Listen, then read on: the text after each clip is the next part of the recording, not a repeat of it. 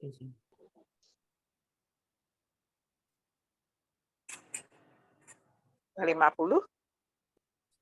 Selamat malam Pak Irhandi, selamat malam Bapak Ibu teman-teman sekalian. Kita ketemu lagi di Zoom dengan tema nyanyian hamba Tuhan. Nah, pertemuan ini akan ada 3 pertemuan, yang hari ini pertama, tanggal 2, dan nanti tanggal 9 Maret. Sebelum kita mulai, mungkin Cilaren akan bantu untuk doa pembuka. Terima kasih, Jennifer. Selamat malam, Pak Irhandi dan teman-teman yang terkasih dalam Yesus Kristus. Mari kita buat tanda kemenangan bagi Tuhan kita, Yesus Kristus. Dalam nama Bapa dan Putra dan Roh Kudus. Amin. Tuhan yang Maha Baik, kami bersyukur pada malam hari ini, kami boleh berkumpul secara online untuk mengikuti bincang-bincang kitab suci via Zoom dengan topik nyanyian hamba Tuhan. Berkatilah narasumber kami, Pak Irhandi. Semoga apa yang disampaikannya sungguh berasal dari Engkau ya Bapa. Dan juga boleh menjadi berkat bagi kami semua yang mendengarkannya. Terima kasih ya Bapa. Kami berdoa lewat perantara Putramu terkasih, Tuhan kami Yesus Kristus dan Juru Selamat bagi kami semua. Amin. Dalam nama Bapa dan Putra dan Roh Kudus. Amin. Terima kasih Cilaren. Silakan Pak Irhandi. Langsung. Ini Ketua KKS tidak memberikan sambutan.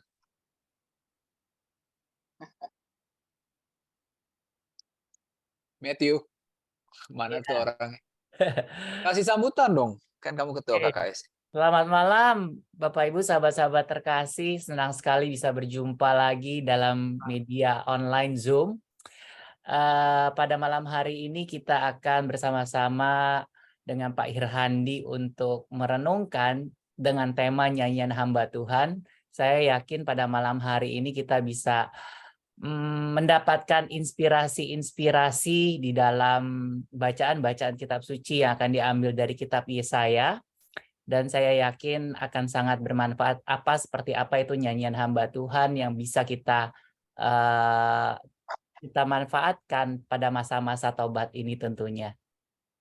Semoga apa yang dapat kita pelajari pada malam hari ini melalui Pak Irhandi boleh menjadi inspirasi bagi kita semua dan bisa kita bagikan di lingkungan kita masing-masing. Terima kasih. Saya kembalikan ke Pak Irhandi. Baik, Ibu Bapak sekalian, selamat malam. Salam jumpa. Pertama-tama saya mengucapkan selamat memasuki masa Prapaskah. Penuh berkat ya. Jadi kita baru saja memasuki masa Prapaskah kemarin dengan merayakan Hari Raya Rabu Abu. Nah, ketika Bro Matthew itu menghubungi saya untuk mengisi bahan selama Prapaskah, memang sih out of the box saya menawarkan tema ini, nyanyian hamba Tuhan. Makanya mungkin yang membaca flyernya akan bingung, apa sih nyanyian hamba Tuhan begitu ya. Nah, itulah sebabnya saya tawarkan gitu. Kenapa saya tawarkan? Kita akan melihat betapa pentingnya teks-teks ini bagi gereja gitu ya. Itu yang akan kita pelajari. Tapi ketika saya mempersiapkan bahan untuk pengajaran, tiba-tiba saya merasakan bahwa teks-teks ini ternyata sulit begitu. Oleh sebab itu, saya mohon ya kepada para peserta untuk memperhatikan beberapa hal. Presentasi akan saya berikan nanti sesudah sesi yang ketiga karena masih saya perbaiki, masih saya tambah dan lain-lain begitu. Jadi presentasi saya akan digunakan untuk 3 kali pertemuan. Tak usah takut, pasti nanti dibagikan pada hari terakhir, pasti dibagikan. Berarti pada pertemuan ketiga. Yang kedua, upayakan mengikuti pengajaran ini lengkap. Karena pasti miss kalau enggak. Ya.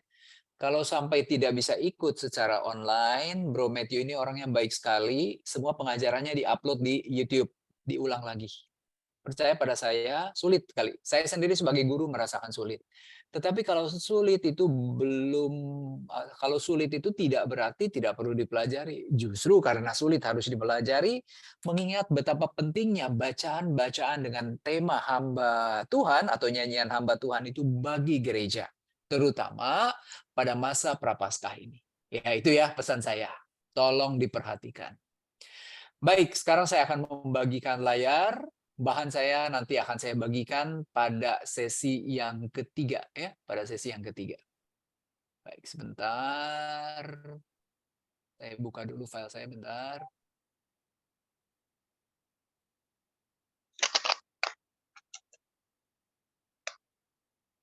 Oke.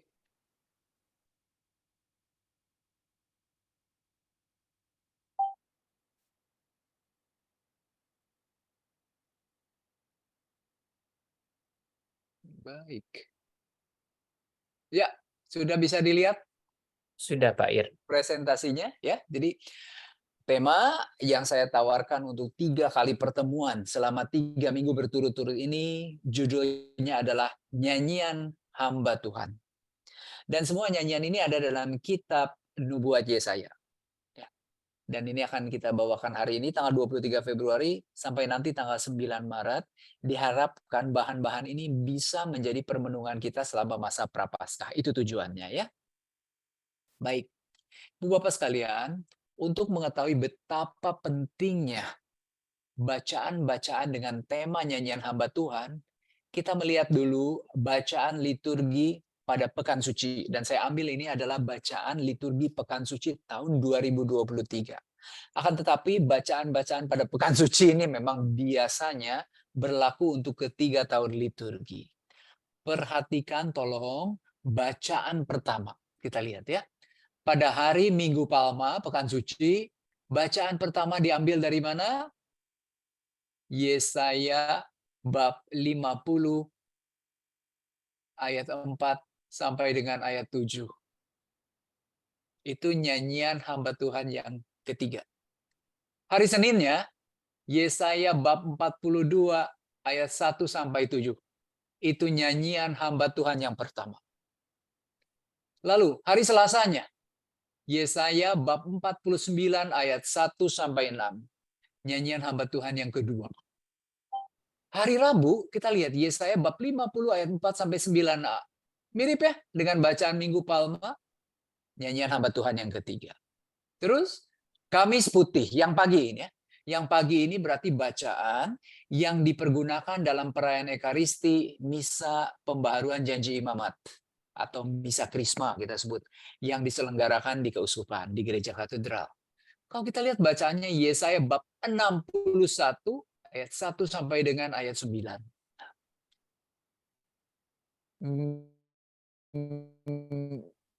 Bacaan ini kerap dianggap sebagai nyanyian hamba Tuhan yang kelima. Jadi tokohnya tetap hamba Tuhan ya. Sedangkan Jumat Agung kita lihat Yesaya bab 52 ayat 13 sampai bab 53 ayat 12 nyanyian hamba Tuhan yang keempat. Jadi bisa kita bayangkan ya bahwa bacaan-bacaan dengan tema nyanyian hamba Tuhan ini menghiasi hampir sepanjang Pekan Suci. Berarti apa sih artinya? Karena kita tahu Pekan Suci adalah masa liturgi yang paling penting bagi umat Katolik. Dan tentu saja gereja itu berharap selama Pekan Suci ini justru ya.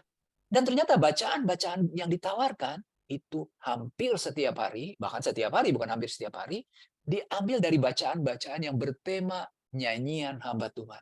Jadi kita bisa bayangkan betapa pentingnya teks-teks ini gitu. Sayang ya kita nggak ngeh, oh ini mah nyanyian baca hamba Tuhan baru tahu. Itulah sebabnya kata baru tahu ini lebih baik kita tinggalkan. Sekarang kita tahu apa sih yang dibahas gitu di teks itu. Siapa tokoh hamba Tuhan itu? Itu penting bagi kita. Penting sekali ya. Dari bacaan liturgi saja kita sudah bisa mengetahui betapa pentingnya bacaan-bacaan yang bertemakan nyanyian hamba Tuhan di dalam liturgi. Lanjut sekarang. Sekarang saudara, siapa sih yang pertama kali mengidentifikasikan keempat nyanyian ini? Kenapa secara khusus ini disebut sebagai nyanyian hamba Tuhan? Sering disebut sebagai servant song, katanya. Nyanyian hamba. Jadi coba Anda lihat di sebelah kanan, ini adalah foto dari seorang teolog Lutheran Protestan bernama Bernhard Lawardus Dum hidup pada abad ke-19 sampai awal abad ke-20. Orang Jerman, dia adalah orang yang membuat tafsir yang paling lengkap untuk kitab Yesaya. Nah, tafsir itu keluar pada tahun 1892. Boleh dikatakan tafsiran yang dibuat oleh Dum. Ini sering terkenal, Dum ini merupakan apa ya? Pegangan lah bagi para ahli kitab suci, bagi para pastor yang belajar kitab suci. Dum. Menurut Dum dikatakan begini. Ketika saya membaca kitab Yesaya bagian tengah, nanti saya kasih tahu apa itu yang namanya bagian tengah. Saya menemukan, kata Dum, ada hamba yang khas ini sebetulnya. Gitu. Dia itu tokoh yang berbeda. Tokoh yang berbeda, khusus di dalam 4 nyanyian ini. Bedanya dalam bentuk apa? Style penulisannya beda. Isinya beda. Dia berkata seperti itu. Nah, nanti kalau kita lihat, keempat nyanyian ini rupanya dapat kita bagi menjadi 2 kategori. Nyanyian 1 dan nyanyian yang keempat, ini menggunakan kata ganti orang ketiga. Berarti dia menggunakan kata dia, nya, gitu. Berarti si penulis ini menceritakan tentang orang lain. Dan biasanya dimulai dengan rumusan, lihat, titik-titik hambaku. Lihat, ini bahasa Ibrani, Tuhan, hambaku Avdi, katanya begitu. Selalu begitu tulisannya. Berarti kita melihat, ya, yang berbicara ini Allah atau Tuhan begitu ya. Tuhan itu mengatakan, lihat nih, hambaku, hambaku. Tapi siapa hamba itu tidak dijelaskan oleh Yesaya, dan itu yang hendak kita pelajari. Sedangkan di dalam nyanyian kedua dan nyanyian ketiga digunakan kata ganti orang pertama. Jadi si hamba ini yang sedang berbicara. Boleh dikatakan metodenya seperti kayak autobiografi. Dia menceritakan kisahnya sendiri. Lalu ciri khas di nomor 2 dan nomor 3 itu ada pengakuan akan Tuhan, huruf besar semua, yang kita tahu dalam bahasa Ibrani adalah Yahweh, ya, yang tidak boleh diucapkan oleh orang Yahudi. Atau kadang-kadang Tuhan Allah, ya. Kalau Tuhan Allah itu berarti Yahweh Adonai. Ini susah loh, kata Yahweh ini kalau ketemu harus dibaca Yahweh. Makanya Tuhan Allah ini harusnya dibaca Adonai, Adonai begitu. Karena terlalu suci kata ini. Dari sini Dum ini mengambil kesimpulan, ini spesifik nih.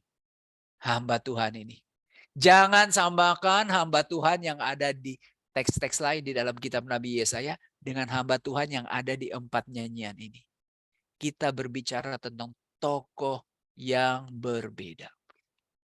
Ya, ini jadi pertama kali. Nah, sekarang Bapak-Bapak sekalian, keempat nyanyian ini berada di dalam bagian tengah kitab Yesaya, yaitu bab 40 sampai dengan bab 55 kata Dum.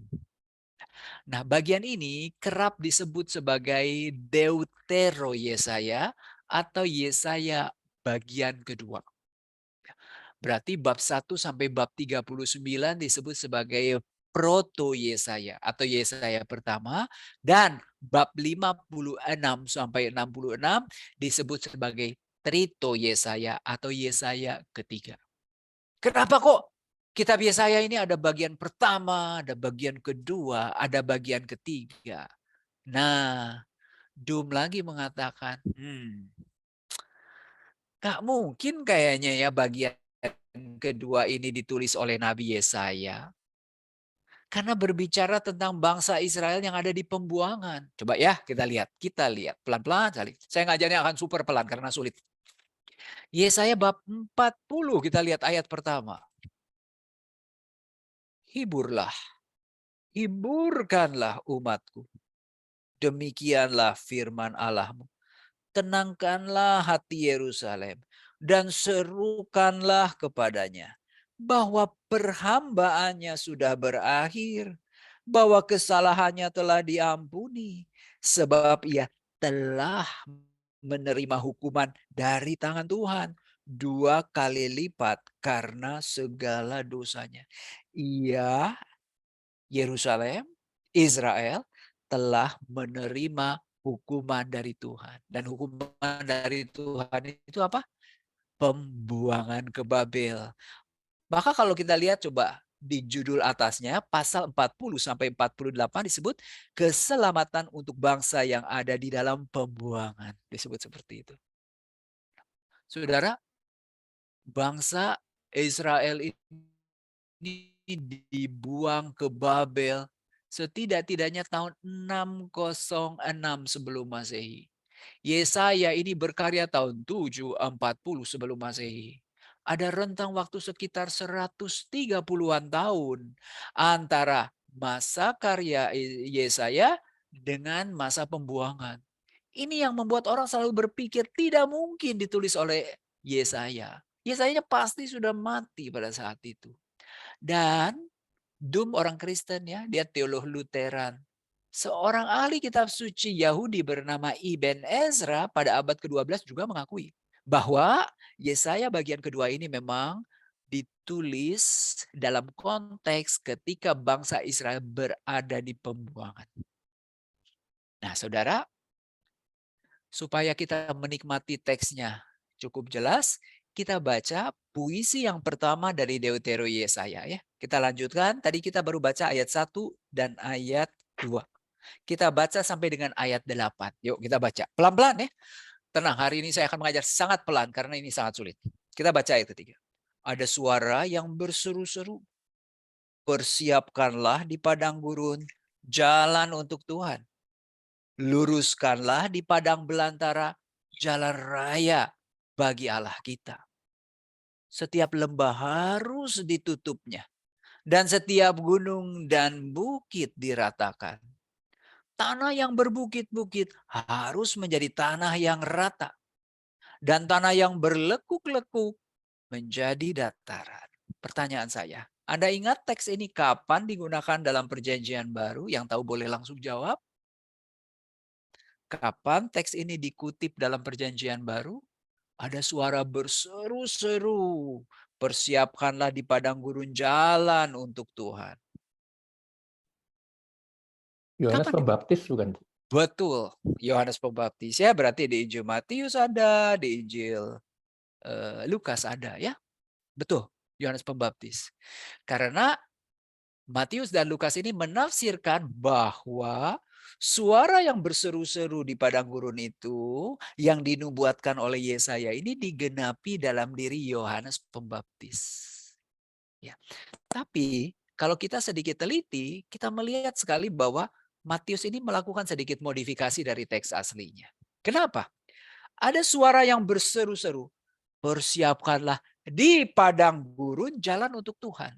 Sedangkan Matius mengatakan begini, ada suara yang berseru-seru di padang gurun, persiapkan jalan untuk Tuhan. Beda kan? Posisi di padang gurunnya berbeda. Jadi di dalam teks aslinya, suara ini berseru-seru entah di mana. Tetapi suara ini menghimbau supaya jalan di padang gurun ini dipersiapkan untuk Tuhan. Jelas tuh, jalannya ada di padang gurun. Kalau Matius, ada suara berseru-seru di padang gurun. Karena kita tahu, Yohanes Pembaptis hidupnya di padang gurun. Begitu ya. Nah, sekarang kita lupakan dulu perjanjian baru. Jangan takut nanti akan kita bahas nanti di sesi yang ketiga. Ada suara yang berseru-seru. Persiapkanlah di padang gurun jalan untuk Tuhan. Ada ingat di padang gurun berbicara tentang apa?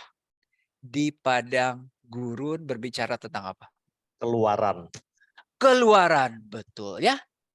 Bamidbar, dan itu adalah nama kitab suci dalam bahasa Ibrani untuk kitab bilangan. Ya, kitab bilangan kalau kita lihat, coba Anda lihat kitab bilangan. Ini kata yang pertamanya is.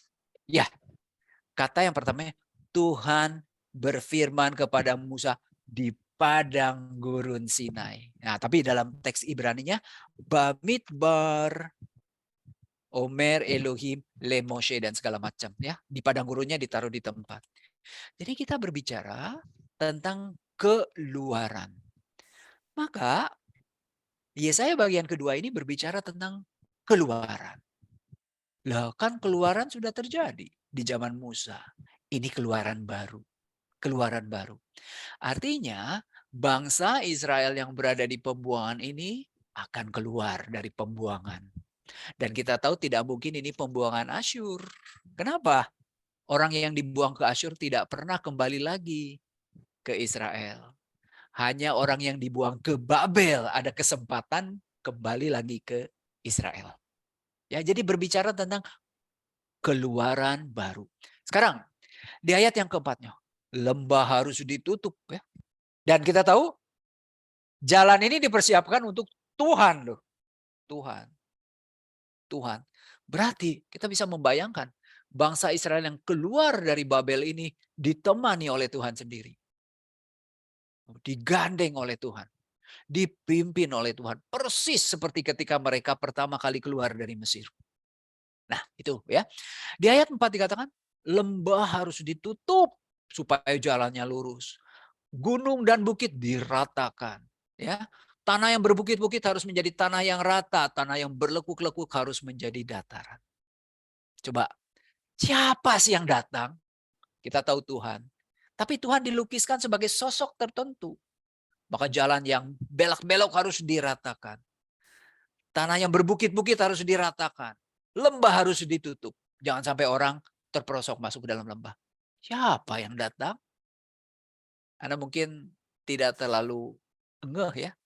Tapi saya ingat sekali dulu jalan dari Sunter itu menuju ke Pekan Raya Jakarta, Jakarta Fair itu kerap sekali rusak. Dan saya paling suka Jakarta Fair. Bulan Juni, bulan Juli jalan itu pasti diaspal ulang. Kenapa demikian? Karena Jakarta Fair itu diresmikan oleh presiden. Jadi presiden siapapun datang. Zaman dulu meresmikan Jakarta Fair. Nah, jadi saudara kalau kita lihat ada lembah harus ditutup, gunung harus diratakan, dan lain-lain, kita sudah tahu. Yang hadir ini juga sosok rajawi. Dan tidak heran ya, Tuhan bagi orang Yahudi adalah Raja Israel. Oke, sekarang ayat 5. Maka kemuliaan Tuhan akan dinyatakan.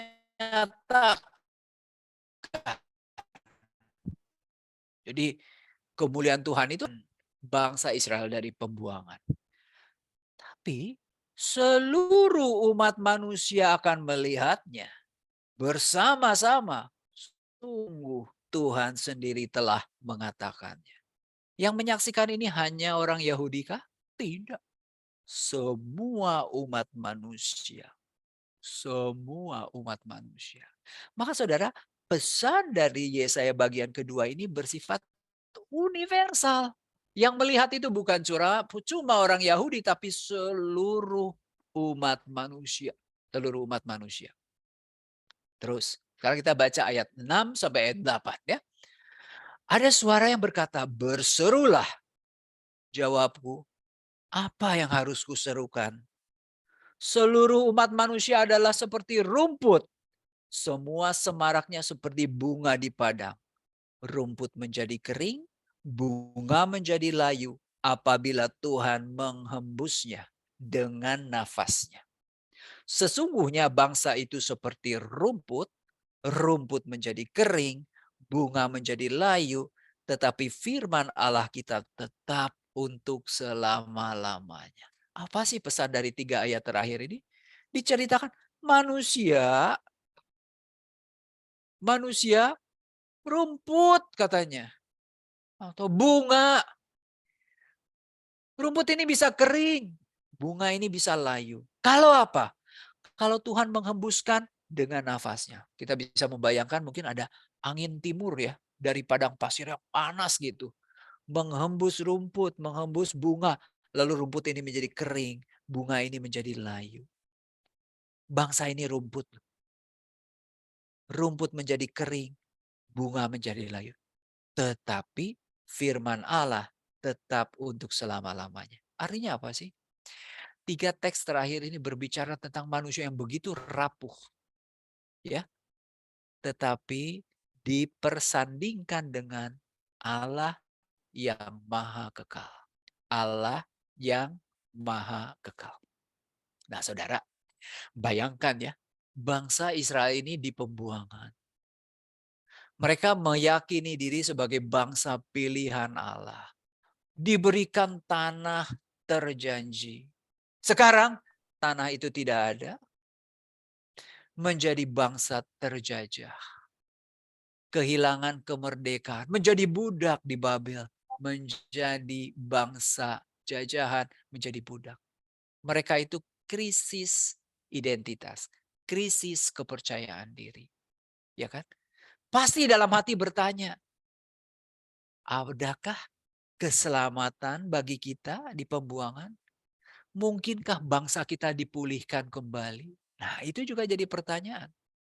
Dan kitab kedua Yesaya ini menubuatkan bahwa Tuhan ini akan turun tangan. Akan turun tangan. Kan kemuliaan Tuhan akan dinyatakan. Tuhan ini akan turun tangan. Menggunakan tangan siapa? Nanti di bab 45 ayat 1 dikatakan Tuhan ini menggunakan tangan Raja Persia Koresh. Orang yang diurapi Allah. Lihat, orang yang diurapi Allah itu bahasa Ibrani-nya Mashiach, Mesias. Bahasa Yunani-nya Kristus, Christos. Ya, jadi kita tahu di dalam perjanjian lama yang disebut Mashiach itu bukan hanya satu. Raja bisa Mashiach. Ya, nabi bisa Mashiach. Pokoknya orang yang diurapi Allah.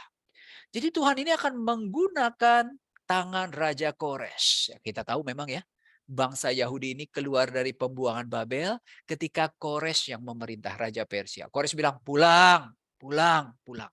Koresh ini yang menaklukkan Babel. Tetapi bukan cuma Koresh.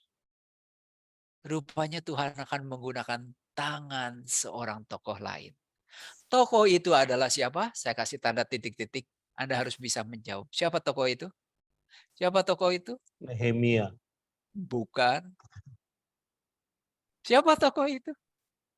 Dialah yang akan kita pelajari 3 minggu berturut-turut itu. Hamba Tuhan. Ezra. Hamba Tuhan. Yesus. Jangan sebut Yesus dulu, kita sebut hamba Tuhan. Tidak disebut nama Yesus di kitab Yesaya. Nanti Yesusnya kita berbicara di pertemuan ketiga. Hamba Tuhan. Jadi kata Yesaya bagian kedua, jangan takut. Kalian ada di pembuangan, tapi kalian akan diselamatkan. Kondisi kalian akan dipulihkan. Tuhan akan gunakan tangan Raja Koresh. Yang kedua, Tuhan gunakan tangan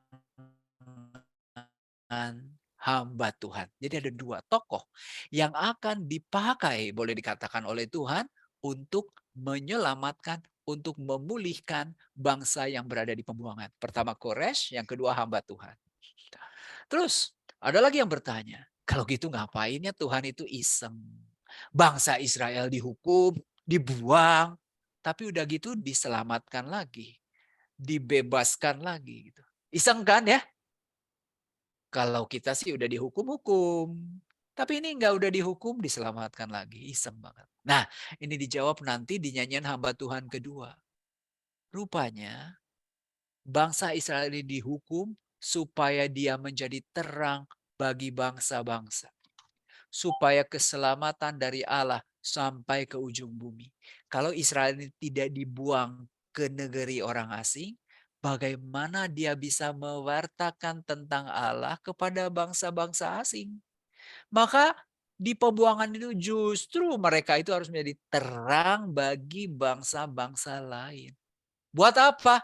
Supaya keselamatan Allah sampai ke ujung bumi. Universalisme. Nih pesan-pesan dari Deutero Yesaya. Ya, baik, pelan sekarang. Nah, sesudah kita masuk ke dalam sedikit banyak, kita lihat dari puisi pertama kita bisa menyimpulkan pesan dari Deutero Yesaya. Sekarang kita lihat ciri-cirinya. Ciri-cirinya. Kenapa saya sedikit detail mengajar di bagian Deutero Yesaya ini? Karena memang nyanyian hamba Tuhan ini ada di Deutero Yesaya. Supaya nanti tidak pusing ketika membaca. Nomor 1, coba lihat tadi. Hiburkanlah, hiburkanlah. Ada apa? Duplikasi. Gemar sekali dia menggunakan kata-kata itu ya dalam bahasa Ibrani. Nahamu, nahamu katanya begitu. Kita lihat lagi. Bab 51 ayat 9. Coba dia ngomong apa ya? Bab 51 ayat 9. Terjagalah, terjagalah. Ayo bangun, bangun. 2 kali.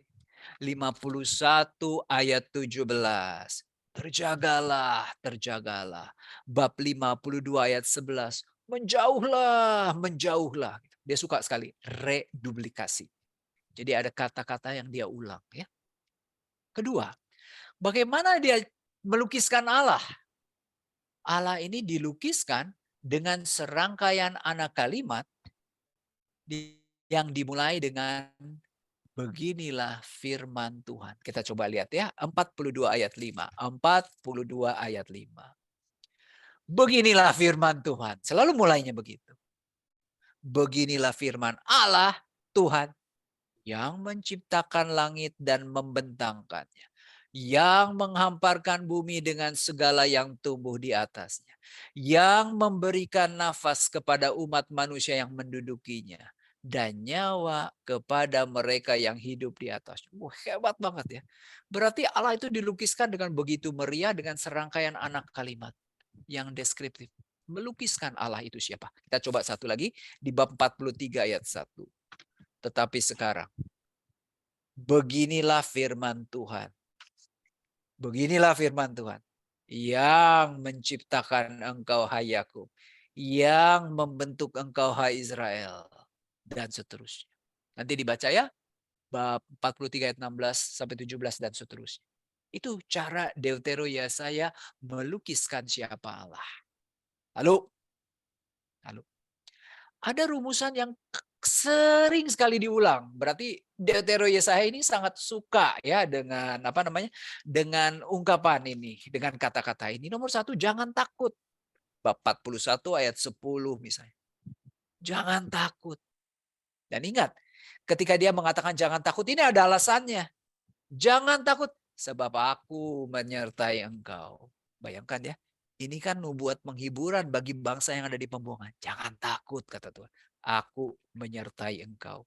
Coba bab 41 ayat 13.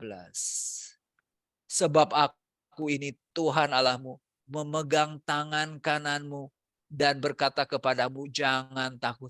Aku yang menolong engkau. Menarik ya? Nanti baca yang 54 ayat 4.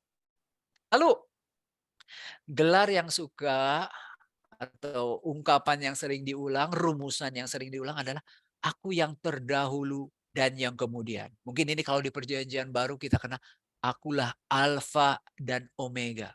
Aku yang terdahulu dan yang terkemudian. Karena apa? Ingat nggak tadi di puisi pertamanya?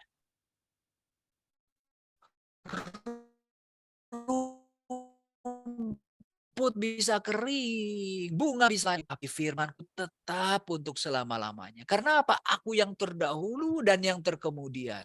Ya, yang paling awal itu saya, yang paling akhir saya. Mana bisa berubah begitu? Alfa dan Omega mungkin dalam perjanjian baru. Terus apalagi yang digemari oleh dia? Akulah Tuhan dan tidak ada yang lain.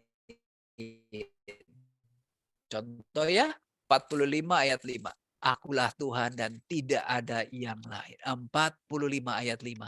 Akulah Tuhan dan tidak ada yang lain. Kecuali aku tidak ada Allah. Anda ingat ya? Apa yang diyakini oleh orang Muslim itu sebetulnya diyakini oleh orang Yahudi kan. Tidak ada Tuhan lain selain Allah. Aku telah mempersenjatai engkau dan seterusnya. Saudara, kita lihat rupanya disinilah kita melihat bahwa agama Yahudi itu agama monoteis. Akulah Tuhan, tidak ada yang lain. Dan paham monoteisme ini baru lahir di zaman pembuangan. Sebelumnya diakui ada ilah-ilah lain, ya. Meskipun ilah-ilah lain ini tidak sama dengan Tuhannya Yahudi begitu. Tapi nanti kalau udah zaman pembuangan, yang lain itu enggak ada. Akulah Tuhan dan tidak ada yang lain. Monoteis. Nah, sekarang ciri-ciri lain dari Deutero Yesaya adalah gelar-gelar Tuhan. Dia pencipta. Tadi kita sudah baca ya. Beginilah firman Tuhan yang menciptakan dunia. Lalu dia bertahta di atas bulatan bumi. Bab 40 ayat 22 nanti dilihat. Kalau bertahta di atas bulatan bumi, dia raja. Maka ketika jalan ini dipersiapkan untuk Tuhan, kan tadi kita lihat, lembah harus ditutup, gunung dan bukit harus diratakan, jalan yang berbelok-belok harus dibikin lurus, dan lain-lain. Dan yang menarik, bab 43 ayat 14 dikatakan bahwa bab 43 ayat 14, beginilah firman Tuhan penembusmu yang Maha Kudus Allah Israel. Penebus. Jadi bukan sekedar pencipta, tetapi dia penebus. Nah, ada lagi istilah-istilah yang khas Deuteronomi Yesaya. Pertama, arahkanlah matamu ke langit. Coba kita lihat ya. Bab 40 ayat 26. Arahkanlah matamu ke langit dan lihatlah siapa yang menciptakan semua bintang itu dan menyuruh segenap tentara mereka keluar sambil memanggil nama mereka sekaliannya. Satu pun tiada yang tak hadir. Oleh sebab ia Maha Kuasa dan Maha Kuat. Jadi kenapa ada perintah supaya mengarahkan mata ke langit? Menyaksikan bagaimana Tuhan itu bisa mengatur begitu ya. Mengatur segala sesuatu yang ada di langit. Nanti bisa dibaca yang bab 51 ayat 6. Lalu hal-hal yang akan datang kemudian. Bab 41 ayat 23 contohnya kita lihat. Kita baca ya 41 ayat 23.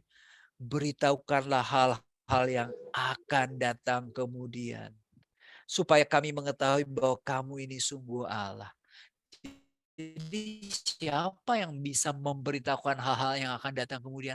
Hanya dan hanya Allah. Artinya apa? Akan datang. Apa sih artinya kalau orang bilang begitu? Akan datang.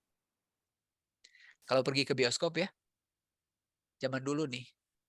Kalau nonton ke bioskop ini di sini tuh malam ini. Nah, ini film yang diputar hari itu.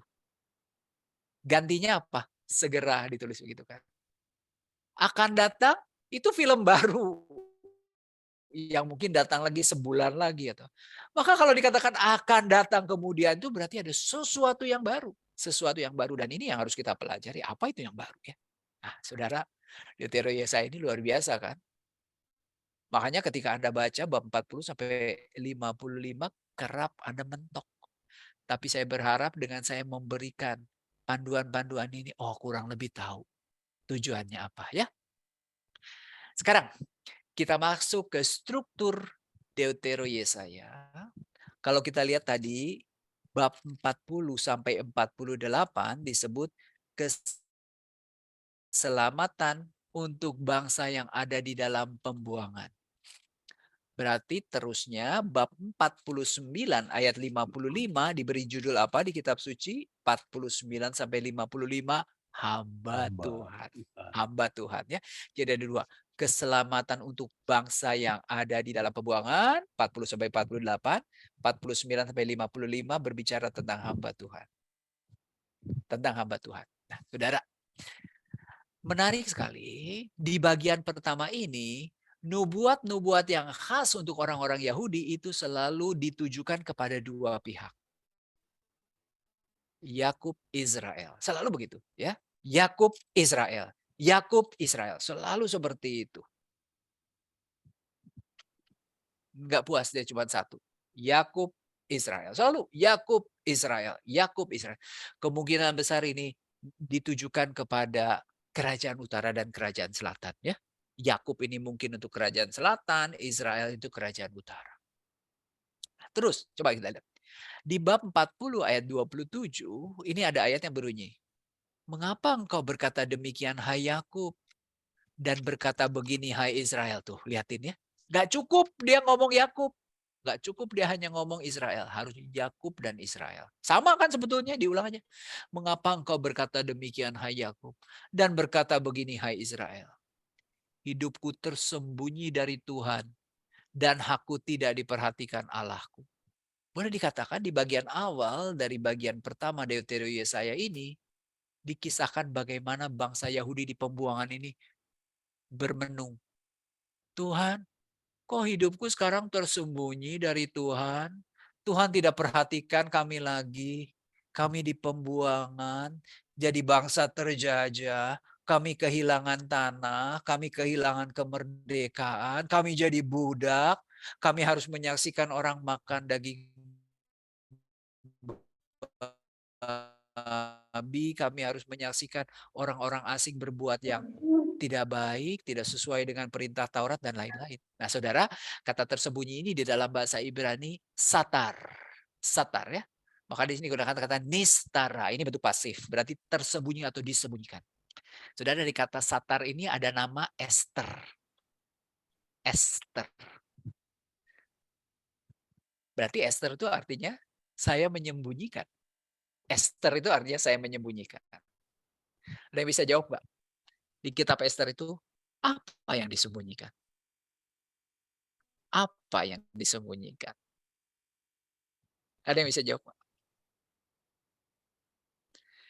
Bahwa dia orang Yahudi. Oh enggak, itu diceritakan dalam kitab sucinya. Dia menyembunyikan terhadap orang Persia, betul. Tetapi di kitab itu ada satu nama atau satu sebutan yang disembunyikan. Itu nama Tuhan. Gak ada nama Tuhan sekalipun.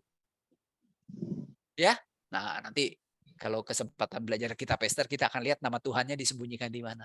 Sekarang, di bagian penghujung bab 48 ayat 16, Tuhan itu baru menjawab. Tuhan jawab ini, mendekat kepadaku, dengar ini. Dari dahulu aku tidak pernah berkata dengan sembunyi-sembunyi. Baseter katanya. Dan pada waktu hal itu terjadi juga, aku ada di situ. Sekarang Tuhan Allah mengutus aku dengan rohnya. Kata Tuhan, kenapa kalian mengatakan aku tidak memperhatikan kau lagi? Aku tidak pernah menyembunyikan diri. Pertanyaannya, Yesaya bab 48 ayat 16 ini pernah dikutip oleh Yesus. Kapan? Kapan? Wah, coba Matthew kita siapkan banyak hadiah. Tapi saya bersedia memberikan hadiah kalau Anda bisa jawab. Ada, Pak. Ya, ada. Rosario saya bagus-bagus. Nanti saya bisa bagi. Benar, Rosario saya bagus-bagus. Pada saat pengadilan terakhir. Wah, pinter banget. Siapa yang jawab? Aku. Nah, Matthew kamu ingat ya. Kalau kamu nggak punya hadiah nanti saya kasih, gak apa-apa. Pokoknya dapat hadiah. Betul. Kata Yesus. Gimana ya? Aku tidak pernah mengajar sembunyi-sembunyi. Aku mengajar di bait Allah. Kalau kamu tidak percaya, tanya sama mereka. Betul kan ngomongnya seperti itu kan? Ketika ditanya, apa yang kamu ajarkan? Gitu oleh Pilatus. Oke ya. Di sini kita lihat rupanya bab 40, bab 48 ini berbicara tentang ya tanya jawab. Orang Yahudi itu merasa sekarang Tuhan menyembunyikan diri dari mereka. Tuhan bilang, sorry, dari dulu juga nggak pernah ngumpet. Gitu. Nah, saudara, mulai masuk bab 49 sampai bab 55 disebut berbicara tentang hamba Tuhan. Jadi, fokus ini beralih sekarang ke Yerusalem, ke Sion. Bukan di pembuangan lagi, Sion. Berarti yang diceritakan adalah bagaimana rencana kembali dari pembuangan Babel. Ya, pembuangan Babel. Lalu di bab 45 tadi disebut loh, Kores. Kores ini yang akan mengizinkan bangsa Yahudi kembali dari pembuangan Babel. Mulai bab 49 sampai 55 Kores nggak disebut lagi. Kenapa? Karena Koresnya sudah digantikan oleh hamba Tuhan. Hamba Tuhan. Maka saya katakan sekali lagi, Tuhan itu bisa menyelamatkan bangsa Yahudi dari pembuangan Babel lewat tangan dua orang. Pertama Kores, Raja Persia. Yang kedua hamba Tuhan. Oke ya. Baik, nah sekarang kita akan melihat lagu-lagu mana atau nyanyian-nyanyian mana yang disebut sebagai nyanyian hamba Tuhan dalam kitab Yesaya. Ini adalah menurut Dum. Babnya pasti sama, tetapi banyak ahli kitab suci itu berbeda dalam penentuan jumlah ayatnya. Saya mengikuti yang diajarkan oleh Dum. Pertama, bab 42 ayat 1 sampai 4. Nanti akan kita baca teksnya ya, jangan takut. Bab 42 ayat 1 sampai 4 dilihat saja dulu.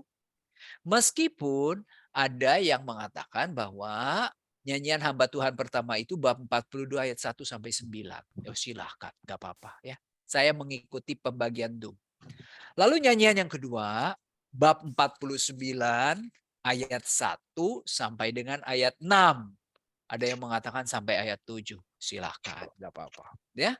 Nyanyian yang ketiga, bab 50, ayat 4 sampai dengan ayat 9. Ada yang mengatakan sampai ayat 11. Oke, nggak apa-apa. Nah, kalau nyanyian yang keempat ini tidak pernah ada yang ragu. Bab 52 ayat 13 sampai bab 53 ayat 12. Ini keempat nyanyian hamba Tuhan. Tapi tadi kan saya katakan ada nyanyian hamba Tuhan yang kelima ya. Yesaya bab 61. Ya, oleh Dum nggak diaku. Berbicara tentang tokoh yang sama, akan tetapi adanya di Yesaya bagian ketiga. Kata Dum, jangan disamakan. Jadi nyanyian hamba Tuhan ini semua dicatat dalam Deutero Yesaya. Yesaya bagian kedua berarti bab 40 sampai dengan bab 55. Meskipun ada ahli kitab suci yang mengusulkan bahwa Yesaya bab 61 ayat 1 sampai 9 ini sebagai nyanyian hamba Tuhan kelima. Seperti saya katakan, bacaan ini menjadi bacaan pertama Misa Krisma. Misa Krisma, pembaharuan janji imamat itu loh. Kamis Putih kan malam, paginya kan di mana di katedral itu kan para imam memperbarui janji imamat, menyatakan kesetiaan kepada uskup gitu. Ini nggak akan saya ajarkan, kita lihat aja teksnya seperti apa ya. Yesaya bab 61 ayat 1 sampai 9, tapi kita baca cukup 3 ayat saja. Roh Tuhan Allah ada padaku. Oleh karena Tuhan telah mengurapi aku, Ia telah mengutus aku untuk menyampaikan kabar baik kepada orang-orang yang sengsara dan merawat orang-orang yang remuk hati, untuk memberitakan pembebasan kepada orang-orang tawanan dan kepada orang-orang yang terkurung kelepasan dari penjara, untuk memberitakan tahun rahmat Tuhan dan hari pembalasan Allah kita, untuk menghibur semua orang berkabung, untuk mengaruniakan kepada mereka perhiasan kepala ganti abu, minyak untuk pesta ganti kain kabung, nyanyi-nyanyian pujian ganti semangat yang pudar, supaya orang menyebutkan mereka pohon tarbantin kebenaran, tanaman Tuhan untuk memperlihatkan keagungannya. Pertanyaan lagi. Jangan takut, saya akan kasih hadiah. Kapan teks ini dikutip oleh Yesus dalam Perjanjian Baru? Injil Lukas Bab ketika 4 Yesus berada di mana? di sinagoga. Di kota apa? Nazaret, di kampungnya dia sendiri. Ya, betul. Catat ya Matthew ya, nanti saya bagi hadiahnya. Tapi sekali lagi Lukas juga courting. Apa yang courting sama Lukas? Tadi Matius kan modify ya sedikit ya teks itu. Lukas ini courting loh. Yang di courting itu ini. Di bab 61 ayat 1, di ayat 2 dikatakan untuk memberitakan tahun rahmat Tuhan dan hari pembalasan Allah. Jadi yang diberitakan itu ada tahun rahmat Tuhan, ada hari pembalasan Allah. Nah, yang hari pembalasan Allah ini disensor oleh Lukas. Bingung ya kenapa disensor oleh Lukas? Karena kita tahu siapa Lukas. Anda belajar 8 kali dengan saya di mimbar yang sama, Bosco. Apa judul ketika saya mengajar Lukas pakai bahasa Latin? Scriba mansuetudinis Christi, Injil kerahiman Kristus. Allah ini Allah yang rahim. Maka nggak cocok tema pembalasan Allah ini dicantumkan. Maka diangkat ya, disamarkan oleh Lukas. Baik, sekarang saudara kita lihat. Kata hambaku, avdi, evet itu artinya hamba.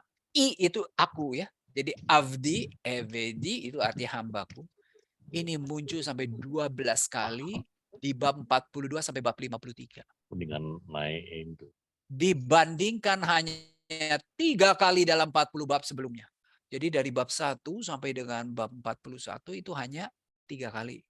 Kata avdi atau hamba ini dicatat.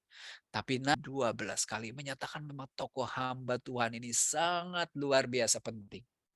Siapa saja yang dipanggil oleh Tuhan sebagai Hambaku di bagian pertama kita lihat di situ ada ayatnya Yesaya 20 ayat 3.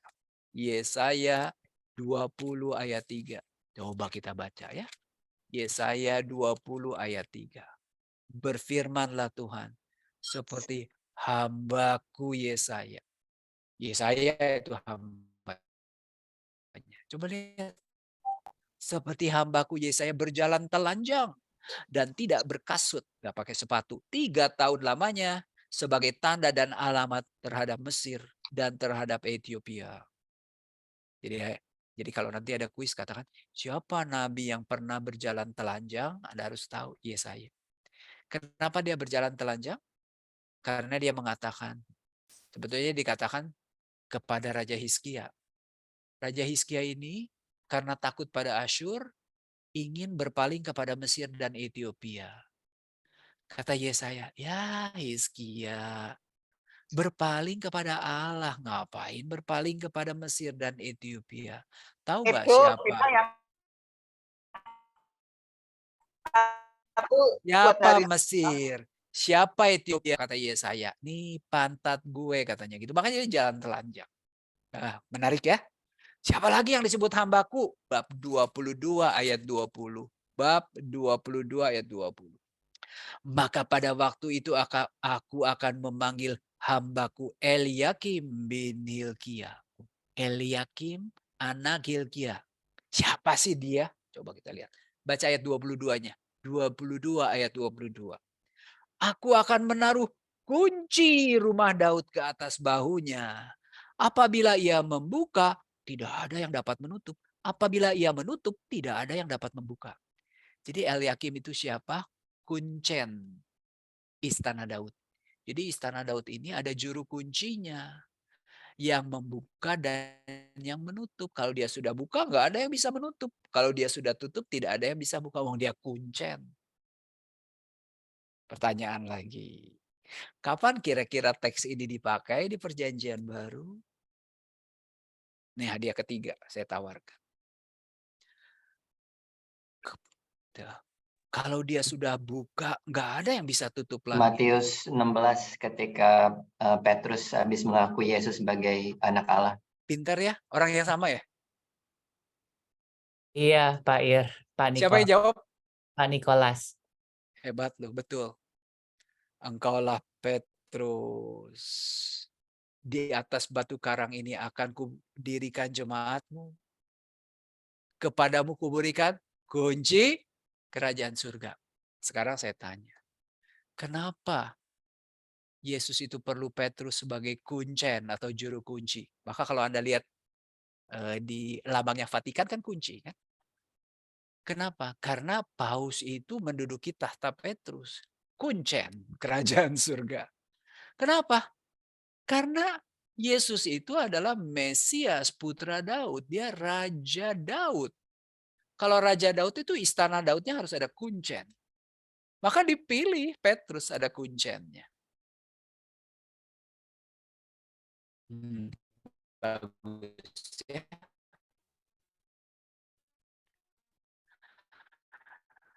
Terus bab 37 ayat 25 kita apa itu hamba Daud 37 35 ya. Aku oleh karena aku dan oleh karena Daud hambaku. Oh, Daud itu hamba Allah. Jadi saudara kita lihat di bagian pertama Yesaya proto Yesaya itu cuma 3 kali kata menyatakan bahwa memang hamba Tuhan itu tokoh yang amat penting ya di dalam Yesaya bagian kedua. Tuh lihat udah 1 jam. Tarik napas sebentar. Sekarang pertanyaannya kembali ke laptop. Siapa dia? Betul kan? Kan pengen tahu. Dan jangan sekali-kali Anda langsung jawab Yesus. Kalau Anda langsung jawab Yesus, selesai lah udah tutup. Saya nggak usah ngajar minggu depan, nggak usah ngajar minggu ketiga. Jangan sekali-kali menjawab itu dulu. Ya, saudara, ingat kisah para rasul bab 8. Filipus diakon ya. Sering disebut sebagai Filipus sang pewarta. Dibedakan dengan Filipus sang rasul ya. Kalau gereja kapuk itu Filipus Rasul. Tapi ada Filipus Sang Pewarta. Dia diakon. Dia ini dalam perjalanan ke Samaria. Bertemu dengan sida-sida dari Ethiopia. Sida-sida di Ethiopia ini lagi membaca kitab Nabi Yesaya. Ya. Nah, ketika dia membaca itu, kemungkinan besar dia membaca nyanyian hamba Tuhan keempat. Yang berbicara tentang seperti anak domba dibawa ke pembantaian dan lain-lain begitu.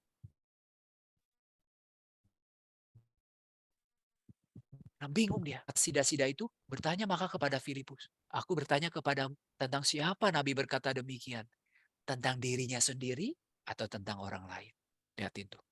Sida-sida dari Ethiopia ini baca kitab Perjanjian Lama, menemukan cerita tentang hamba Tuhan di dalam nyanyian hamba Tuhan keempat. Lalu dia bingung, siapa ini ya? Sang Nabi sendiri atau orang lain? Tuh. Lalu saudara, ayat berikutnya.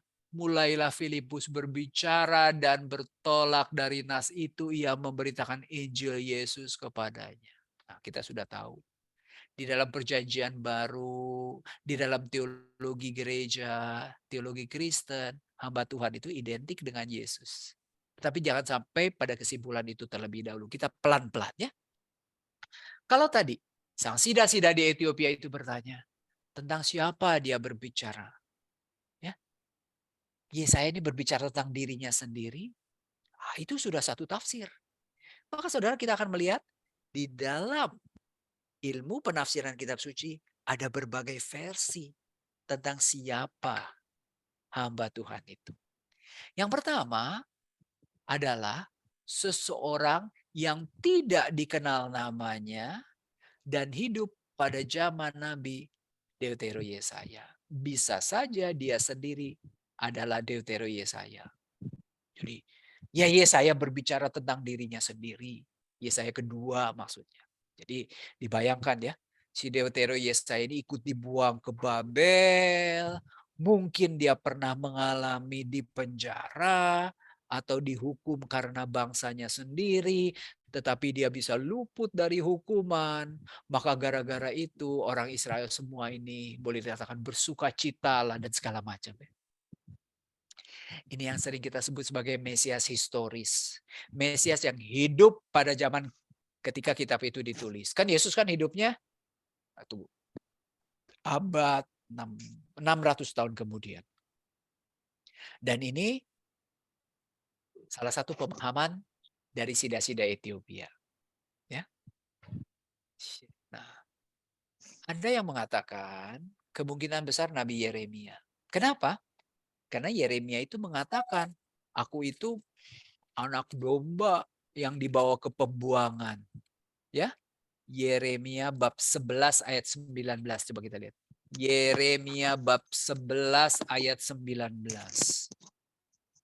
Tetapi aku dulu seperti anak domba jinak yang dibawa untuk disembelih itu. Yeremia mengatakan karena hidupnya penuh dengan penderitaan sebagai nabi Tuhan, dia mengatakan hidup dia tidak lebih seperti anak domba yang mau disembelih. Sama kan? Anak domba yang dibawa ke pembantaian. Ada yang mengatakan. Jadi masuk dalam kelompok pertama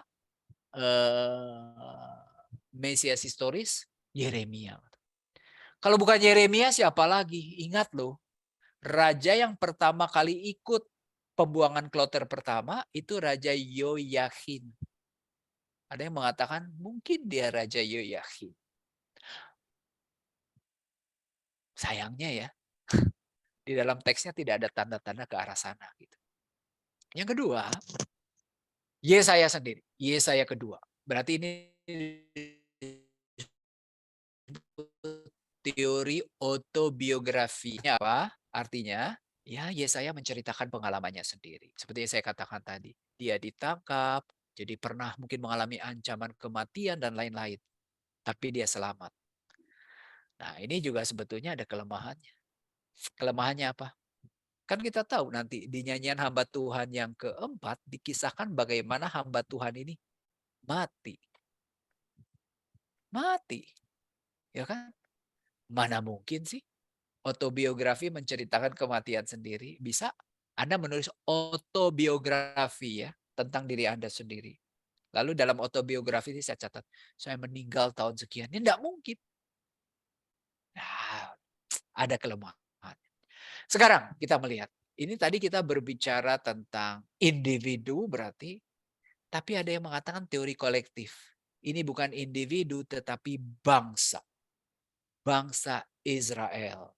Ya. Nah, bangsa Israel itu bisa bangsa Israel yang waktu itu dibuang, atau sisa Israel yang kembali dari pembuangan, atau Israel ideal. Israel ideal itu Israel yang hidup sesuai dengan perintah Allah. Nah, ini teori yang dipegang oleh orang Yahudi. Orang Yahudi mengatakan hamba Tuhan itu adalah bangsa Israel. Buktinya apa? Lihat begitu kami menderita, lihat. Ya, selama sejarah bangsa Israel itu tidak pernah akan berhenti menderita. Diserbu oleh banyak musuh, dijadikan musuh internasional, selalu dikambing hitamkan dan lain-lain. Itu selalu mereka berpendapat seperti itu. Tapi nggak apa-apa, kata orang-orang Yahudi. Kami disiksa demi seluruh umat manusia. Ini memang pilihan, ini jalan hidup kami. Itu dikatakan.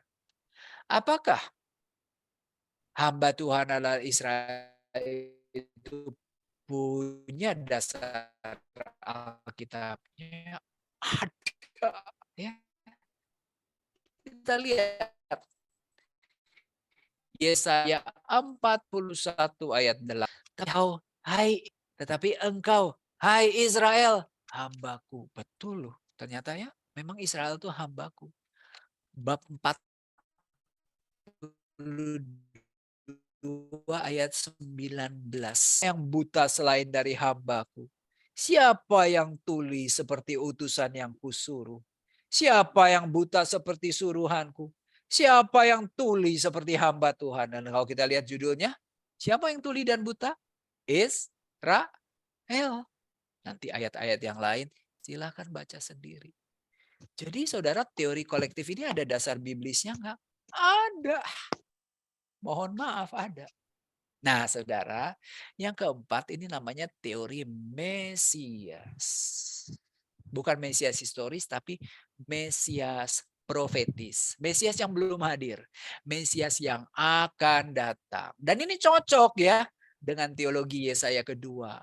Hal-hal yang akan datang kemudian. Mesias. Nah saudara, teori ini tentu saja didukung oleh siapa?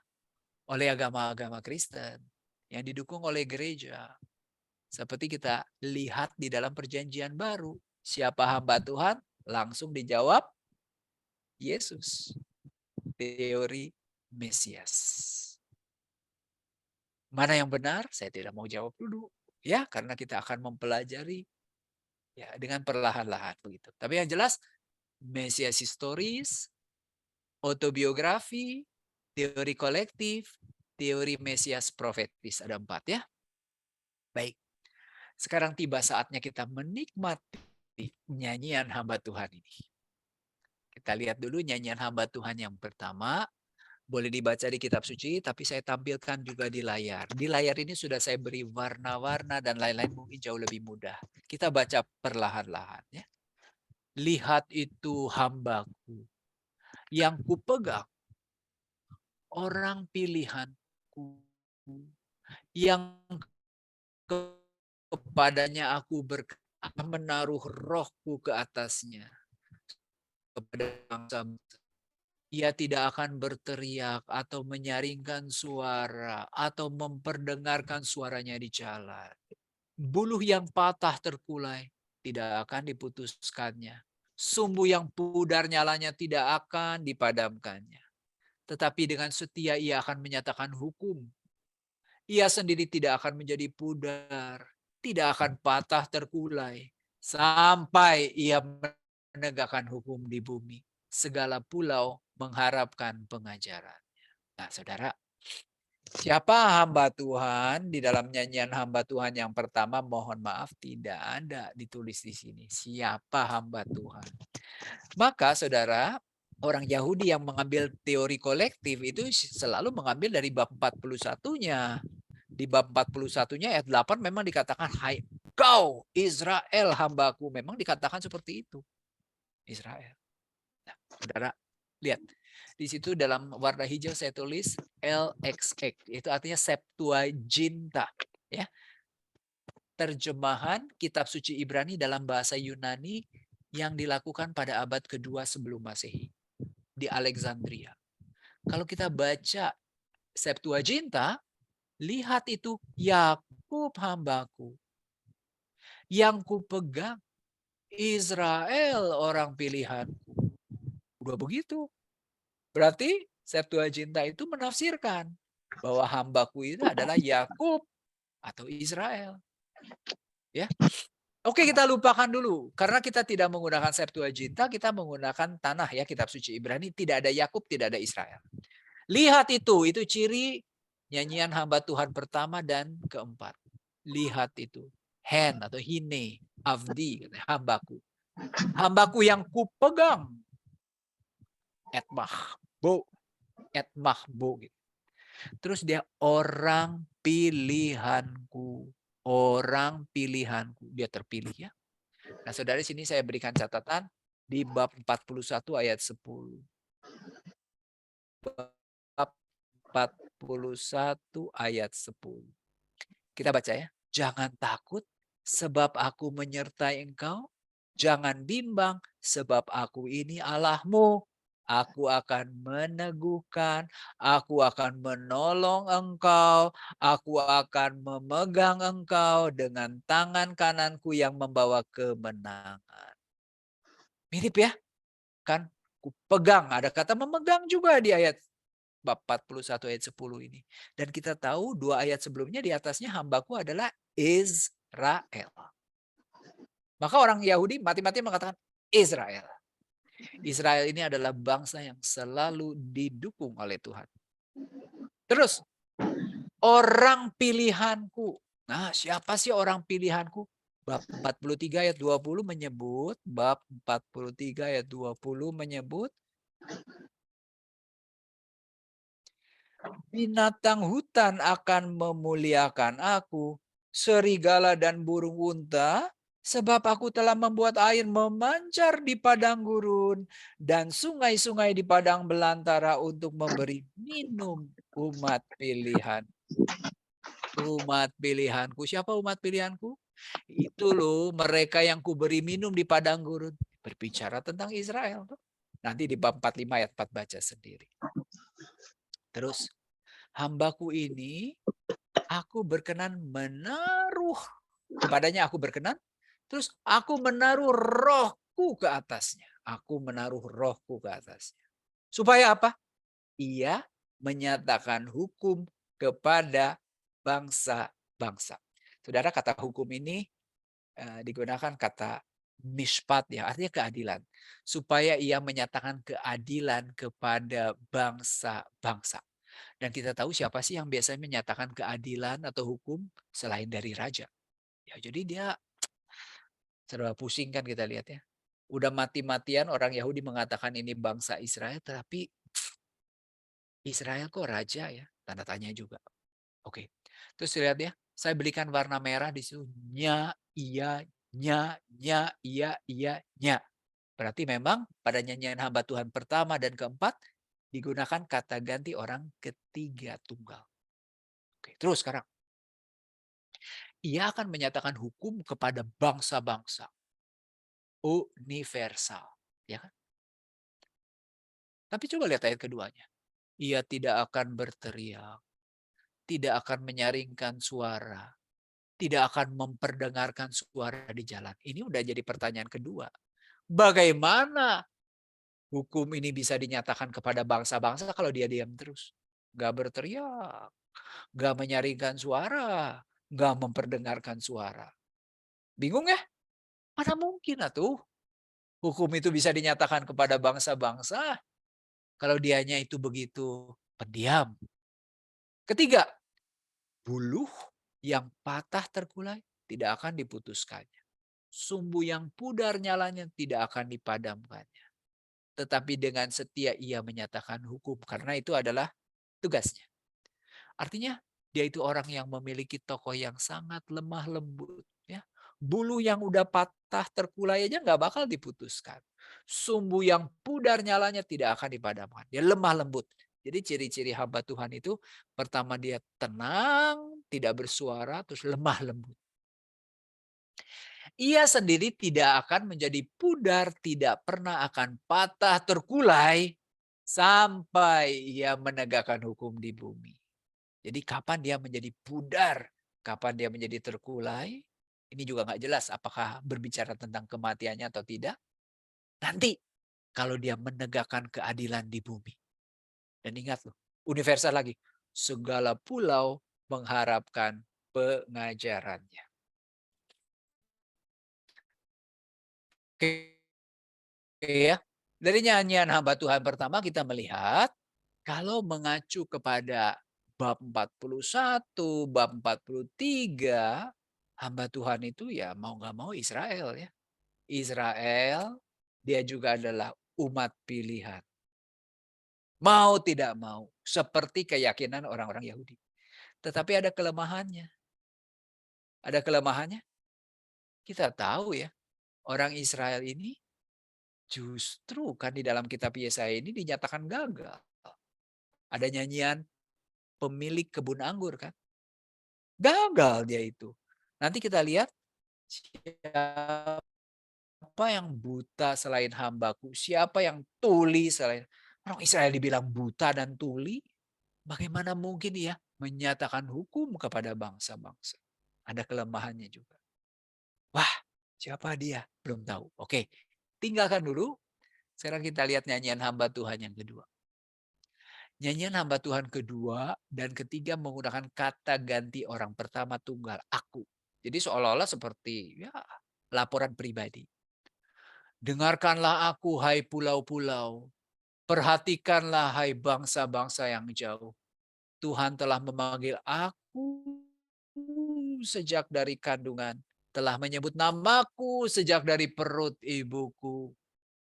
Oh, dia sekarang lagi mewartakan sebuah berita kepada pulau-pulau, kepada bangsa-bangsa yang jauh. Sekali lagi ada pesan universal. Dan ingat, dia gemar menyapa Allah sebagai Tuhan, Yahweh. Tuhan telah memanggil aku sejak dari kandungan. Nabi mana ya yang sudah dikenal oleh Allah sejak dari kandungan? Boleh dijawab, saya sediakan hadiahnya. Yeremia, Pak. Pinter, aduh saya senang banget Anda pinter semuanya. Karena terus terang ya, ketika saya mau mengajar teks ini, saya sendiri putus asa loh. Susah banget pengajaran tentang nyanyian hamba Yahweh. Tapi ya pernyataan saya, betul Yeremia.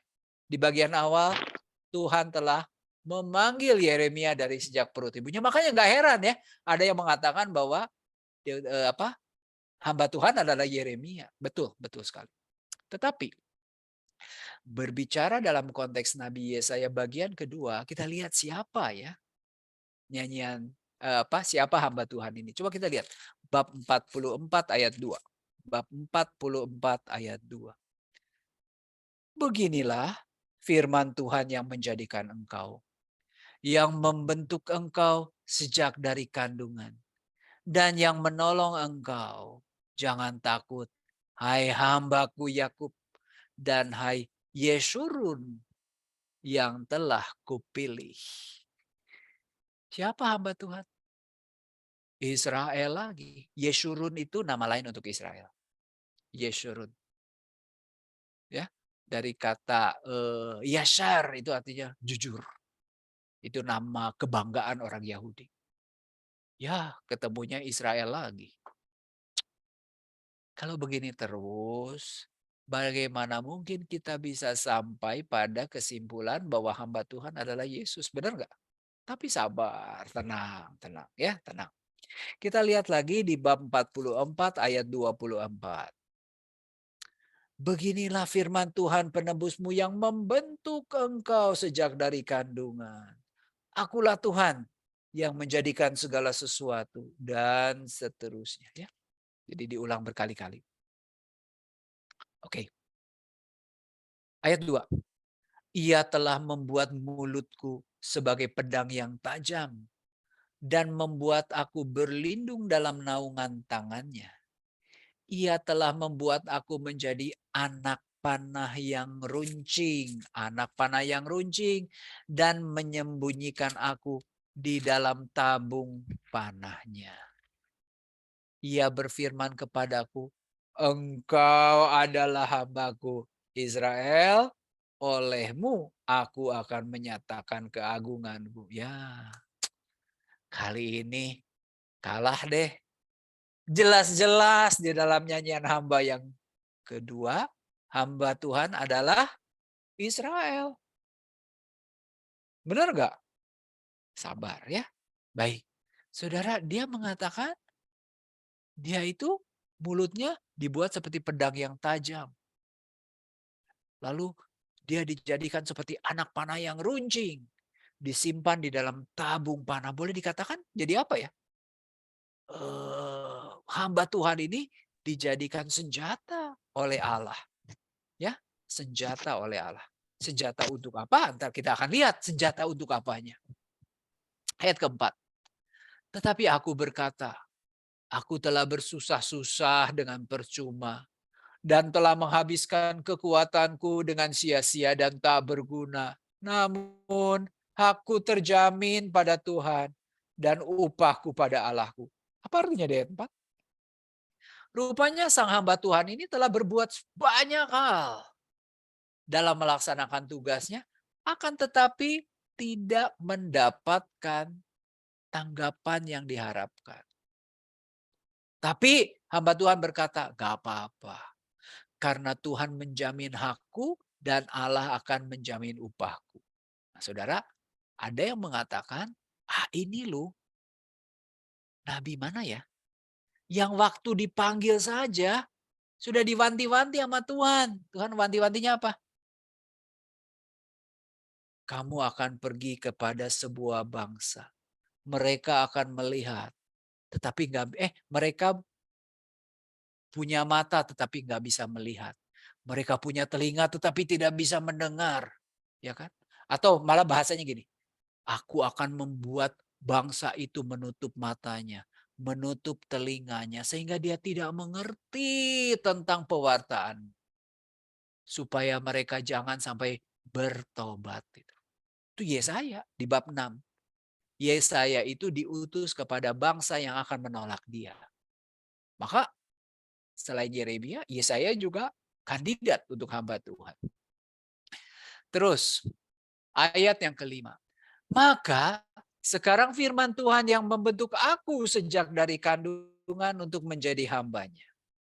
Untuk mengembalikan Yakub kepadanya. Supaya Israel dikumpulkan kepadanya.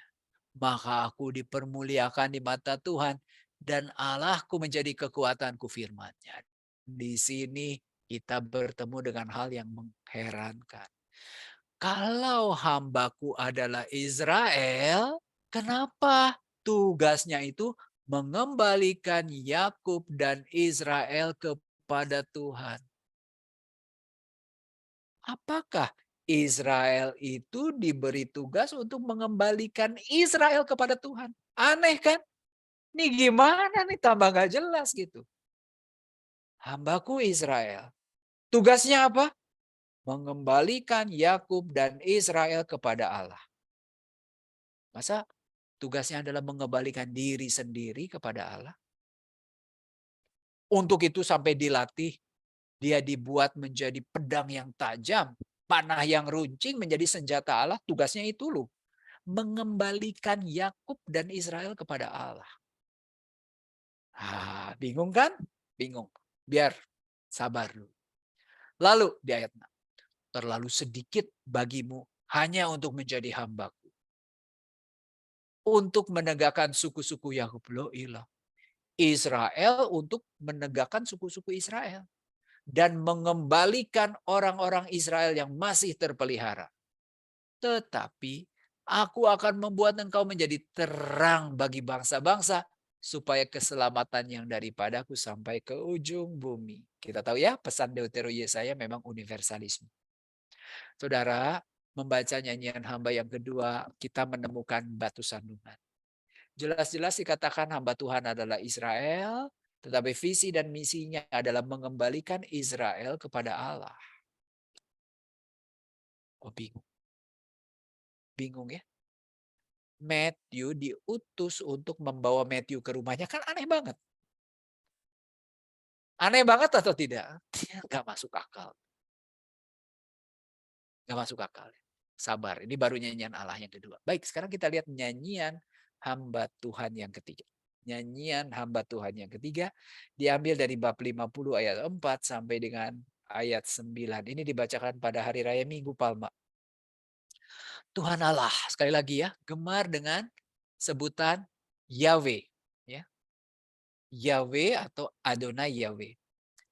Tuhan Allah telah memberikan kepadaku lidah seorang murid, supaya dengan perkataan aku dapat memberi semangat baru kepada orang yang letih lesu. Setiap pagi ia mempertajam pendengaranku untuk mendengar seperti seorang murid. Oh, rupanya hamba Tuhan itu murid dari Allah. Maka lidahnya seperti lidah seorang murid karena tugasnya mewartakan. Supaya dengan perkataan aku dapat memberi semangat baru. Setiap hari dia mempertajam pendengaranku untuk mendengar seperti seorang murid. Jadi murid itu harus mendengar, harus mewartakan. Tuhan Allah membuka telingaku, aku tidak berontak, tidak berpaling ke belakang. Aku memberi punggungku kepada orang-orang yang memukul, pipiku kepada orang-orang yang mencabut janggutku. Aku tidak menyembunyikan mukaku ketika aku dinodai dan diludahi. Oh, hamba Tuhan ini bakal menderita. Ya, apa? Punggungnya diberi kepada orang-orang yang mau memukul dia. Pipinya kepada orang-orang yang mau mencabut janggutnya. Ingat loh, mencabut janggut adalah perbuatan yang sangat menghina. Dihina habis-habisan. Aku tidak menyembunyikan mukaku ketika aku dinodai dan diludahi. Maka kenapa ini dipilih menjadi bacaan Minggu Palma? Karena Injilnya adalah kisah sengsara Yesus.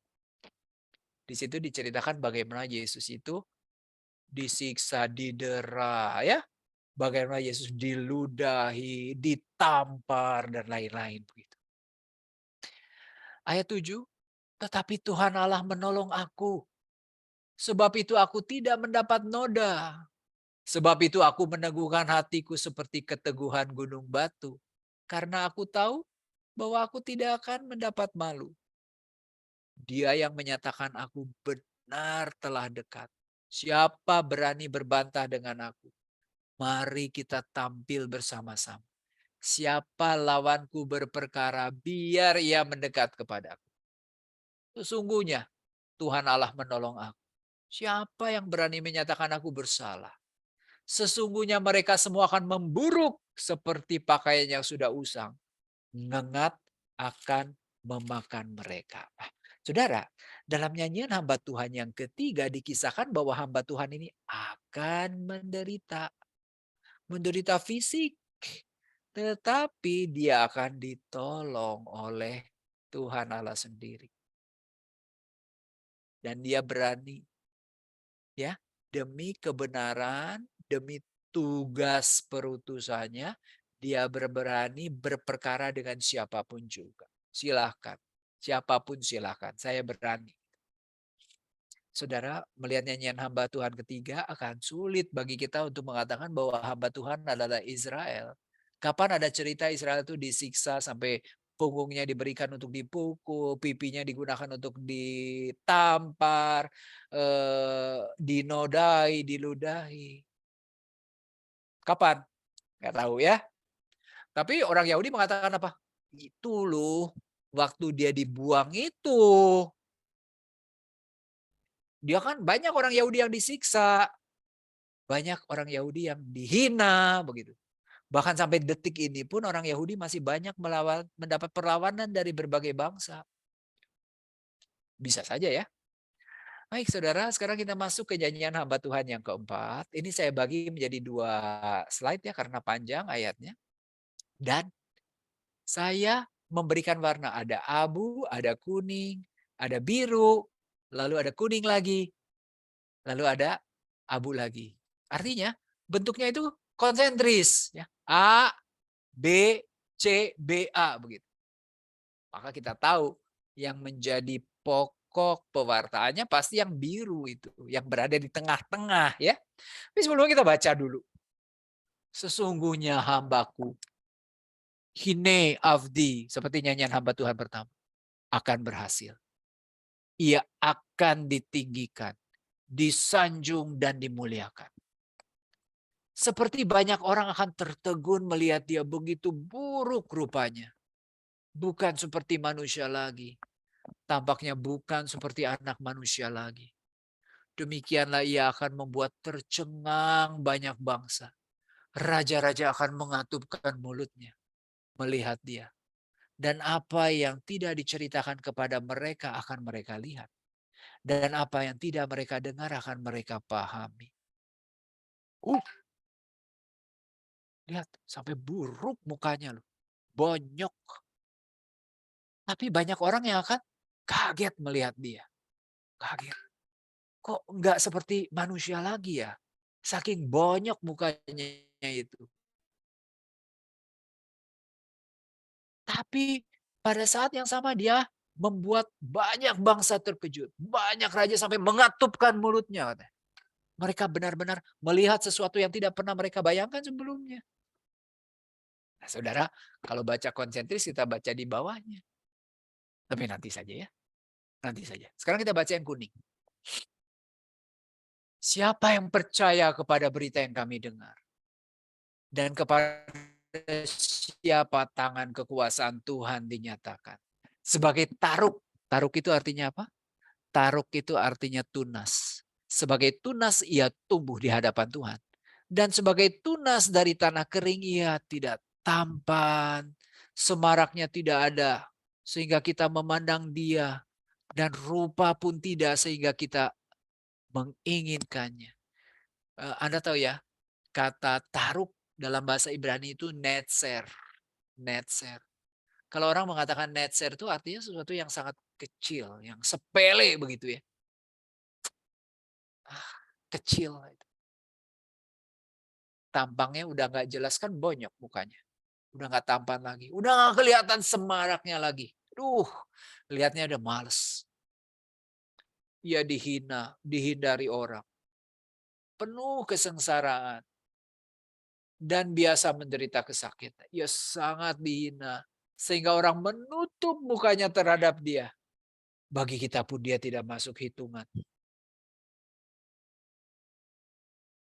Oke ya, kita bisa membayangkan hamba Tuhan ini benar-benar menderita, dihina, sengsara. Buat apa? Dijawab di warna biru. Sesungguhnya penyakit kita yang ditanggungnya. Kesengsaraan kita yang dipikulnya. Padahal kita mengira dia kena tulah. Dipukul dan ditindas Allah. Ingat tuh zaman dahulu. Kalau ada orang yang menderita seperti Ayub. Kesimpulan hanya satu. Dia berdosa. Maka ketika orang melihat hamba Tuhan itu dalam kondisi yang sangat mengenaskan. Kesimpulan pertama. Kena tulah ini. Dihukum oleh Allah. Padahal sesungguhnya dia menanggung penyakit kita. Memikul kesengsaraan kita. Jadi sebetulnya siapa yang harus dihukum? Kita. Katanya. Ya. Tetapi dia tertikam oleh pemberontakan kita. Dia sampai ditikam. Dia diremukan karena kejahatan kita. Ganjaran yang mendatangkan keselamatan bagi kita ditimpakan kepadanya. Dan oleh bilur-bilurnya kita menjadi sembuh.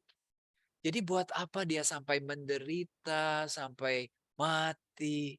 Sebetulnya demi menyelamatkan kita. Yang bersalah itu kita. Kita sekalian sesat seperti domba. Masing-masing kita mengambil jalan sendiri. Tetapi Tuhan telah menimpakan kepadanya kejahatan kita. Kita seperti domba yang sesat. Masing-masing pilih jalan sendiri. Tapi Tuhan itu timpakan hukuman atas kejahatan kita kepada hamba Tuhan. Nah saudara, makanya gak heran kan teks ini dibacakan pada hari Jumat Agung, hari raya Jumat Agung. Karena kita memperingati sengsara dan wafat Kristus. Cuman kalau kita lihat dalam nyanyian hamba Tuhan yang keempat, ini ada sedikit pertambahan informasi. Tadi di nyanyian hamba Tuhan yang ketiga dikatakan memang hamba Tuhan ini akan menderita. Tapi untuk apa? Belum dijelaskan. Di hamba Tuhan keempat ini jelas. Menderita demi keselamatan kita. Demi menebus dosa-dosa kita. Baik, sekarang kita balik lagi yang kuning. Dia dianiaya. Tetapi dia membiarkan dirinya ditindas. Tidak membuka mulut seperti anak domba dibawa ke pembantaian. Seperti induk domba yang keluh di depan orang-orang yang menggunting bulunya, ia tidak membuka mulutnya. Saudara, kalau anak domba ini dibawa ke pembantaian, mereka nggak bisa protes. Ya, kalau domba itu dibawa ke tempat pengguntingan bulu, nggak bakal protes juga. Nah ini hamba Tuhan ini dalam penderitaan itu nggak berkeluh kesah sama sekali. Menerima segala sesuatu. Sesudah penahanan dan penghukuman, ia terambil. Tentang nasibnya siapa yang memikirkannya? Oh, dia sampai ditinggalkan loh. Nasibnya tidak ada yang memikirkan lagi, ditinggalkan. Sungguh, ia terputus dari negeri orang hidup. Dia sampai mati. Dan karena pemberontakan umatku, ia kena tulah. Jadi saudara bukan hanya sengsara, tapi sampai mati. Demi siapa? Demi menembus dosa umat Allah. Orang yang menempatkan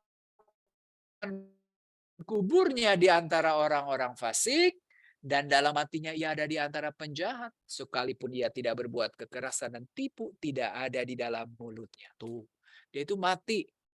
Ya, mati. Matinya di antara penjahat-penjahat. Padahal gak berbuat kesalahan sama sekali. Tidak berbuat kekerasan, tipu daya sama sekali tidak. Sekarang, baca yang bagian abu-abu lagi.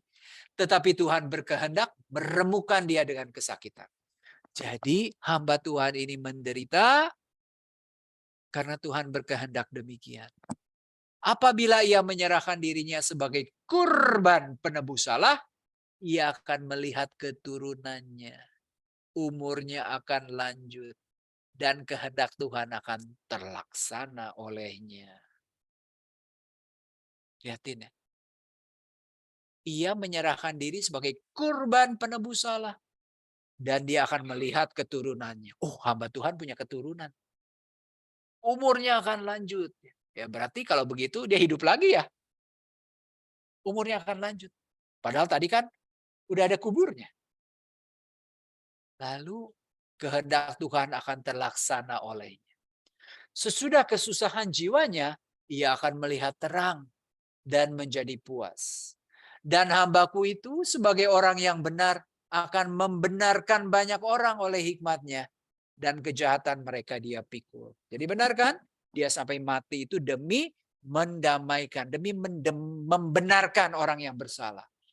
Sebab itu, aku akan membagikan kepadanya orang-orang besar sebagai rampasan. Ia akan memperoleh orang-orang kuat sebagai jarahan. Yaitu sebagai ganti. Nah, ini biasanya diperoleh oleh raja yang menang perang. Kalau raja menang perang itu kan pasti punya rampasan, ya. Lalu dia punya pampasan, punya jarahan. Sebagai ganti karena ia telah menyerahkan nyawanya ke dalam maut. Dan ia terhitung di antara pemberontak-pemberontak. Sekalipun ia menanggung dosa banyak orang. Dan berdoa untuk pemberontak-pemberontak. Saudara, kita sudah melihat keempat nyanyian hamba Tuhan itu. Ya, kita sudah melihat keempat nyanyian hamba Tuhan itu. Dan sungguh, ketika kita melihat keempat nyanyian ini, pasti kita tidak bisa mengambil kesimpulan siapa hamba Tuhan itu. Pertama, dengan cukup gamblang dikatakan hamba Tuhan adalah Israel. Hamba Tuhan adalah Israel.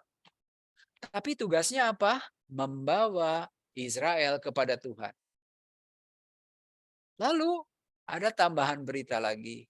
Dia itu mendapat penolakan. Ada tambahan data lagi. Dia itu menderita sengsara. Bukan hanya sengsara, sampai mati bahkan di nyanyian hamba Tuhan yang keempat. Tapi demi apa dia mati? Demi keselamatan orang lain.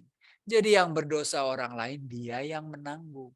Dan ini dikatakan kehendak Tuhan, rencana Tuhan.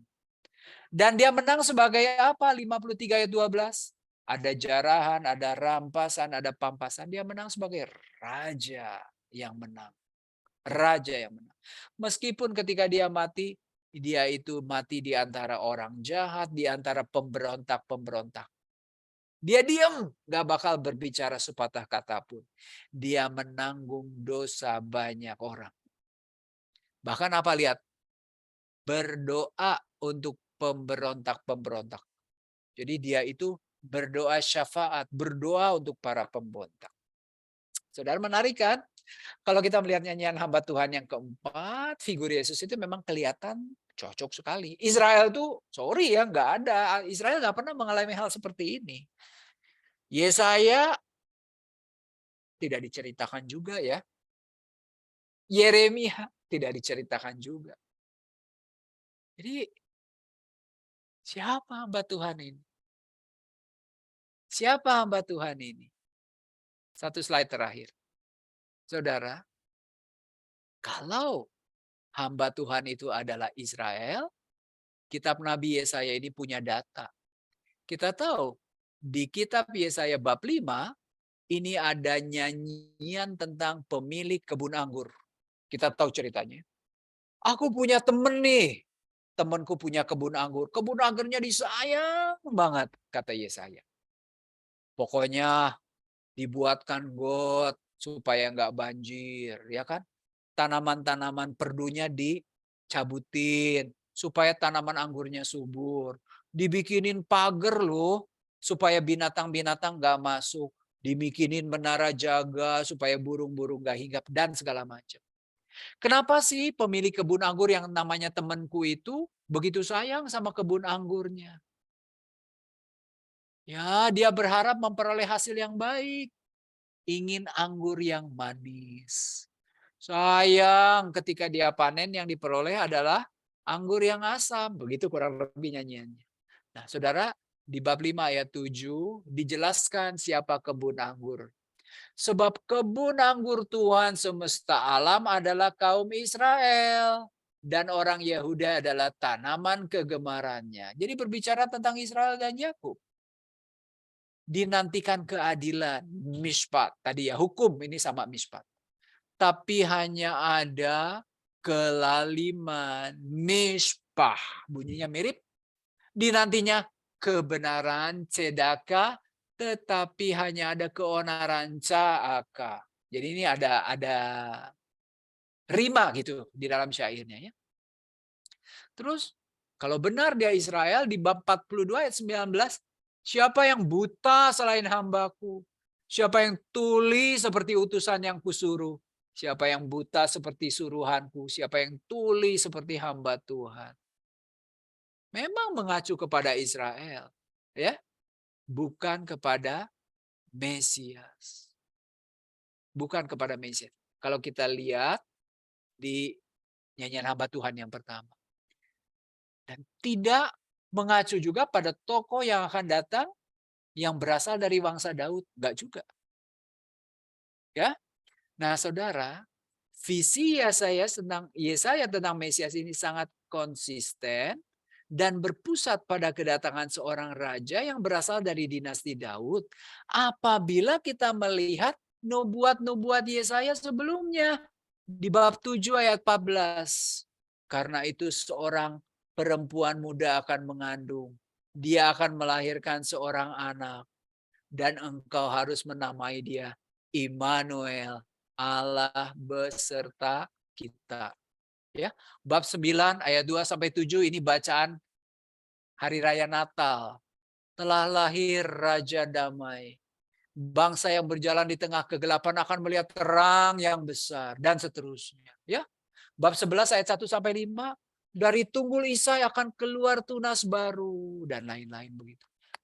Tes mesianik ini, visi Yesaya tentang Mesias ini konsisten, berpusat pada kedatangan seorang raja yang berasal dari dinasti Daud.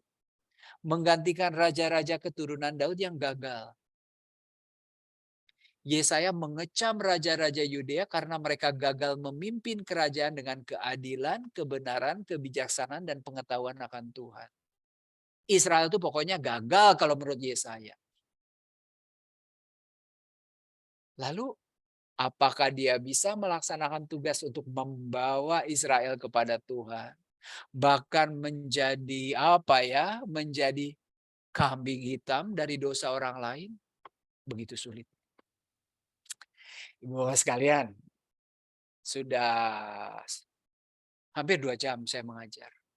Kita belum bisa mendapatkan kesimpulan siapa hamba Tuhan. Betul nggak? Belum bisa.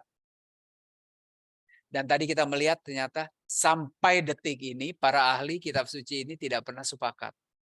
Ada 4 teori kan? Ada teori Mesias historis, ada teori kolektif, ada teori autobiografi, ada Mesias profetis.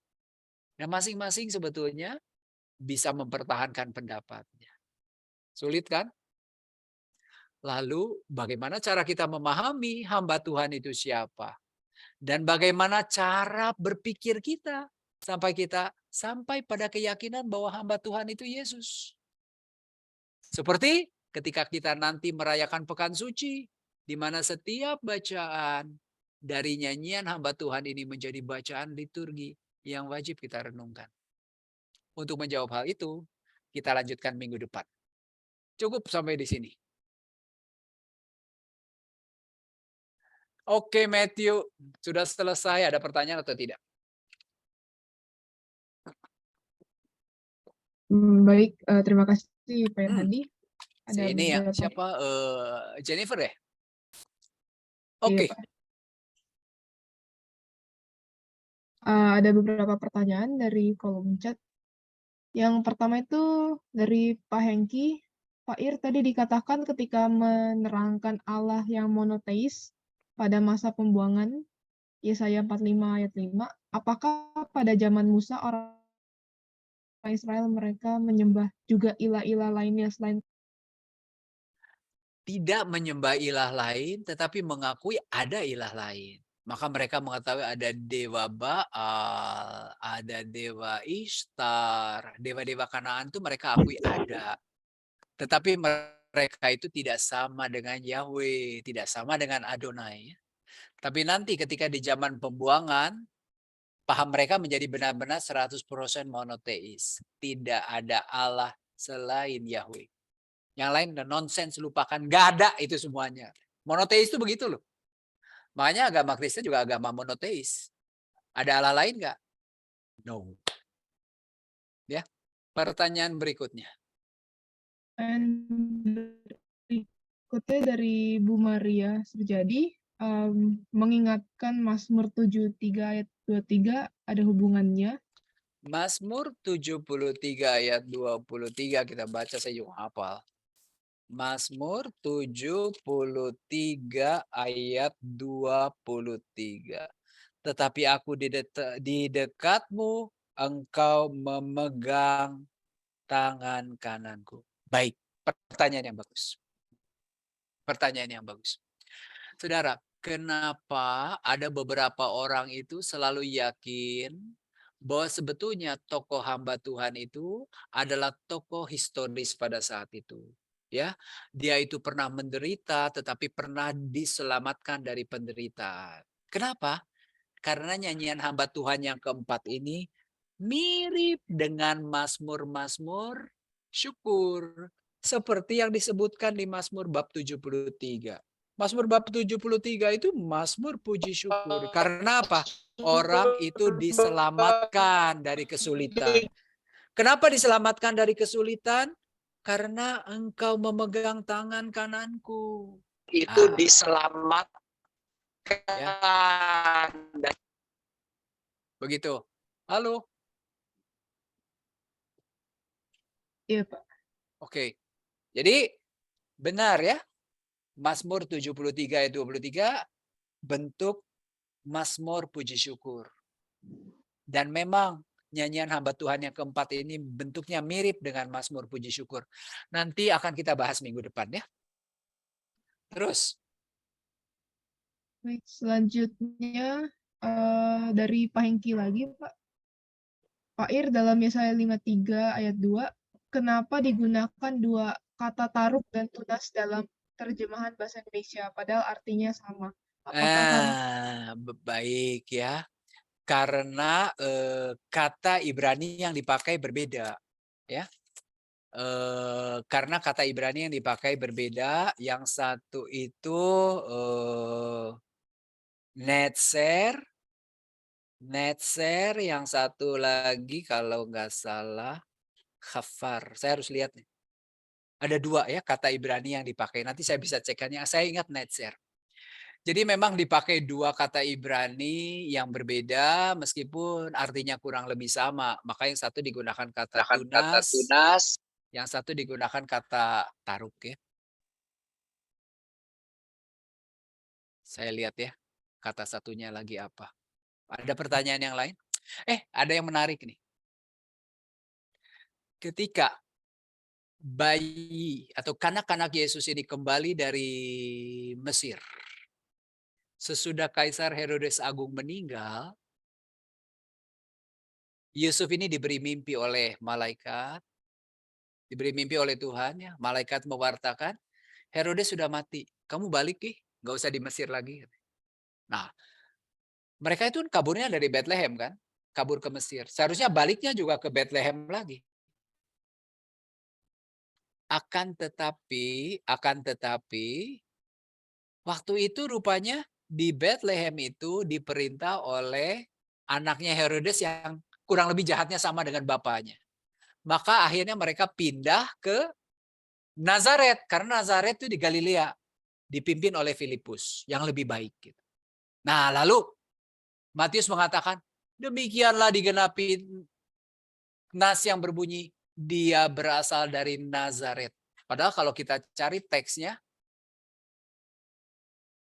kalau kita tahu alasannya sebetulnya tidak ada gitu ya teks kitab suci dalam perjanjian lama yang mengatakan bahwa menyatakan bahwa Mesias ini berasal dari Nazaret.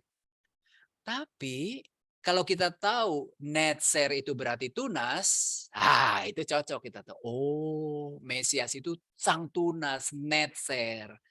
Maka Mesias dari Nazaret itu berarti Mesias tunas, Mesias sang tunas gitu ya. Ada pertanyaan lain? belum ada sih Pak kalau dari kolom chat. Berarti selesai. Ada yang masih mau bertanya?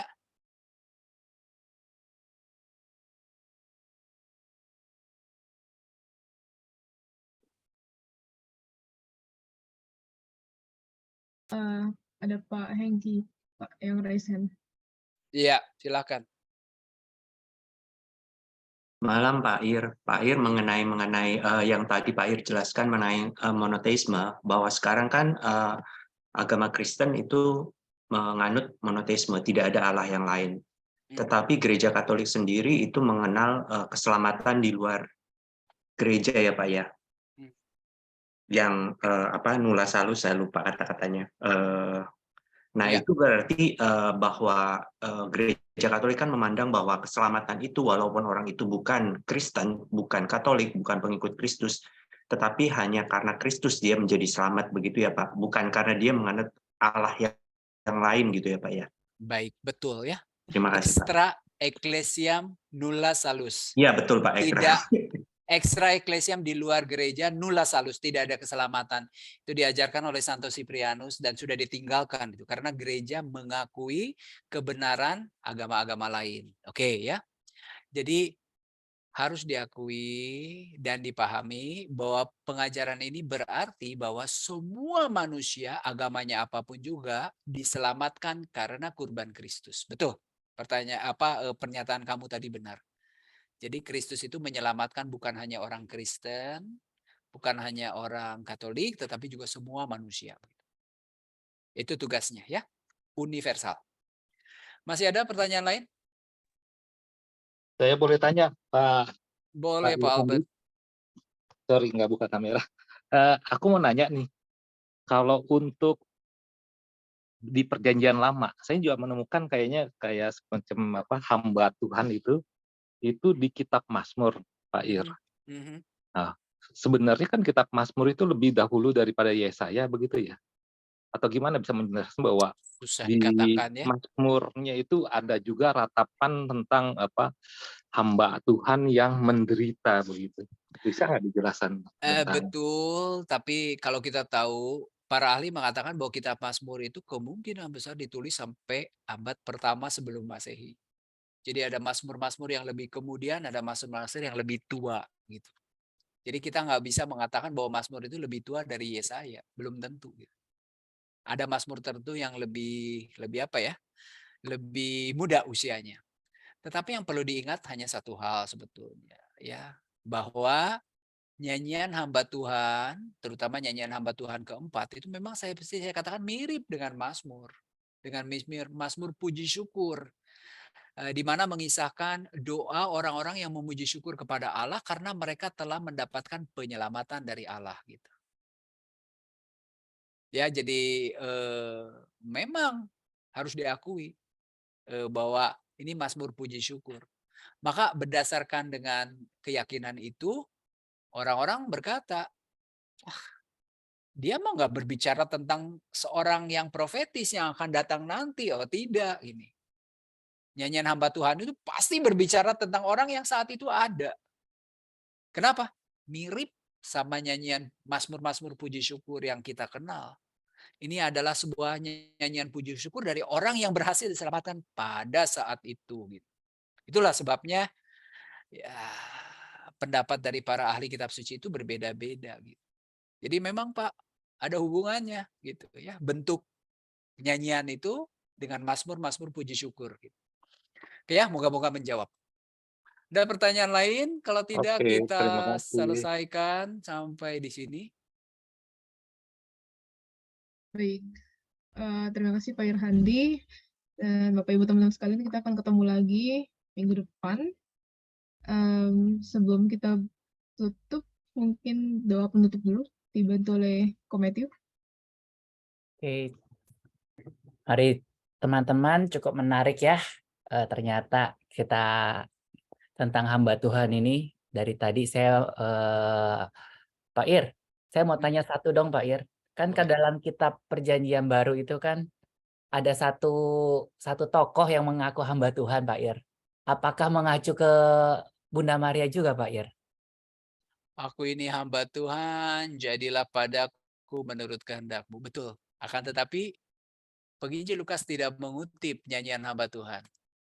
Nyanyian hamba Tuhan itu hanya dikutip oleh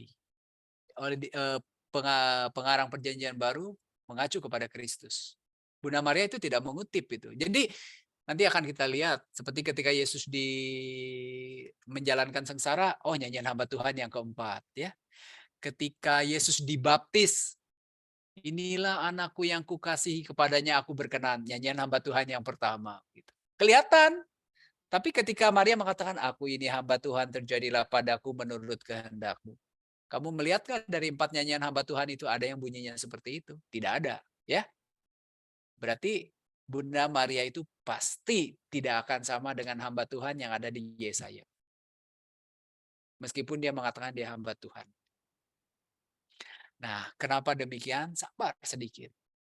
Tadi kan dikatakan, kalau Tuhan menolong dia akan melihat keturunannya. Berarti hamba Tuhan itu akan punya apa? Akan punya anak-anak, akan punya keturunan. Nah, Bunda Maria itu salah satu keturunannya.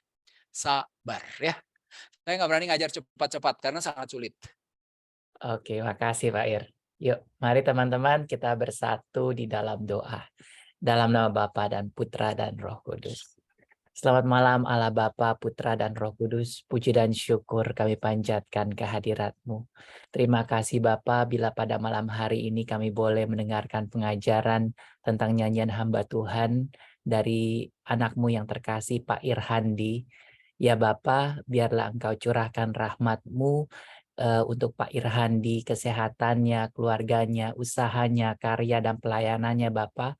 Engkau tambah-tambahkan di dalam kehidupannya, sehingga beliau boleh semakin hari semakin membawa banyak umat-Mu untuk semakin mencintai kitab suci. Dan juga untuk kami semua yang pada malam hari ini, biarlah kami boleh menerima banyak inspirasi-inspirasi dari nyanyian hamba Tuhan pada malam hari ini. Dan kami terus Tuhan untuk boleh belajar perlahan-lahan untuk memahami tentang nyanyian hamba Tuhan. Karena kami pun pada masa-masa tobat ini pun kami mau belajar bagaimana kami sebagai pelayan-pelayan-Mu untuk menjadikan Engkau sebagai teladan dalam kehidupan kami. Dan dalam masa-masa tobat ini, biarlah kami juga boleh terus memandang Kristus yang boleh Engkau berikan kepada kami sebagai hamba-Mu yang benar-benar yang akan membawa kami menuju pada kekeluaran yang baru. Terima kasih Tuhan, dan kiranya sebentar lagi kami juga mau beristirahat. Untuk pada malam hari ini biarlah kami boleh beristirahat dengan nyenyak, dan esok hari kami boleh kembali kepada aktivitas kami masing-masing. Terima kasih Tuhan, dan biarlah semua doa-doa ini kami panjatkan melalui perantaraan Tuhan kami Yesus Kristus, Tuhan dan Juru Selamat kami yang hidup dan berkuasa, bersama Dikau dalam persekutuan dengan Allah Roh Kudus, Allah sepanjang segala masa. Amin. Bunda Maria penolong umat Kristiani, doakanlah kami. Santo Yohanes Bosco, doakanlah kami. dalam nama Bapa dan Putra dan Roh Kudus. Amin. Oke, sampai jumpa minggu depan ya. Terima kasih Pak Irandi. Sama-sama. Terima kasih Pak Ir. Sama-sama. Terima kasih Pak Andi. Terima kasih Bro Sama-sama. Matthew. Semoga Terima sehat kasih selalu. Pak Matthew. Terima kasih. Terima kasih Pak. Terima kasih Sampai Matthew. jumpa minggu Terima depan kasih ya. Pak Ir. Sama-sama. Tuhan memberkati. Pak Ir.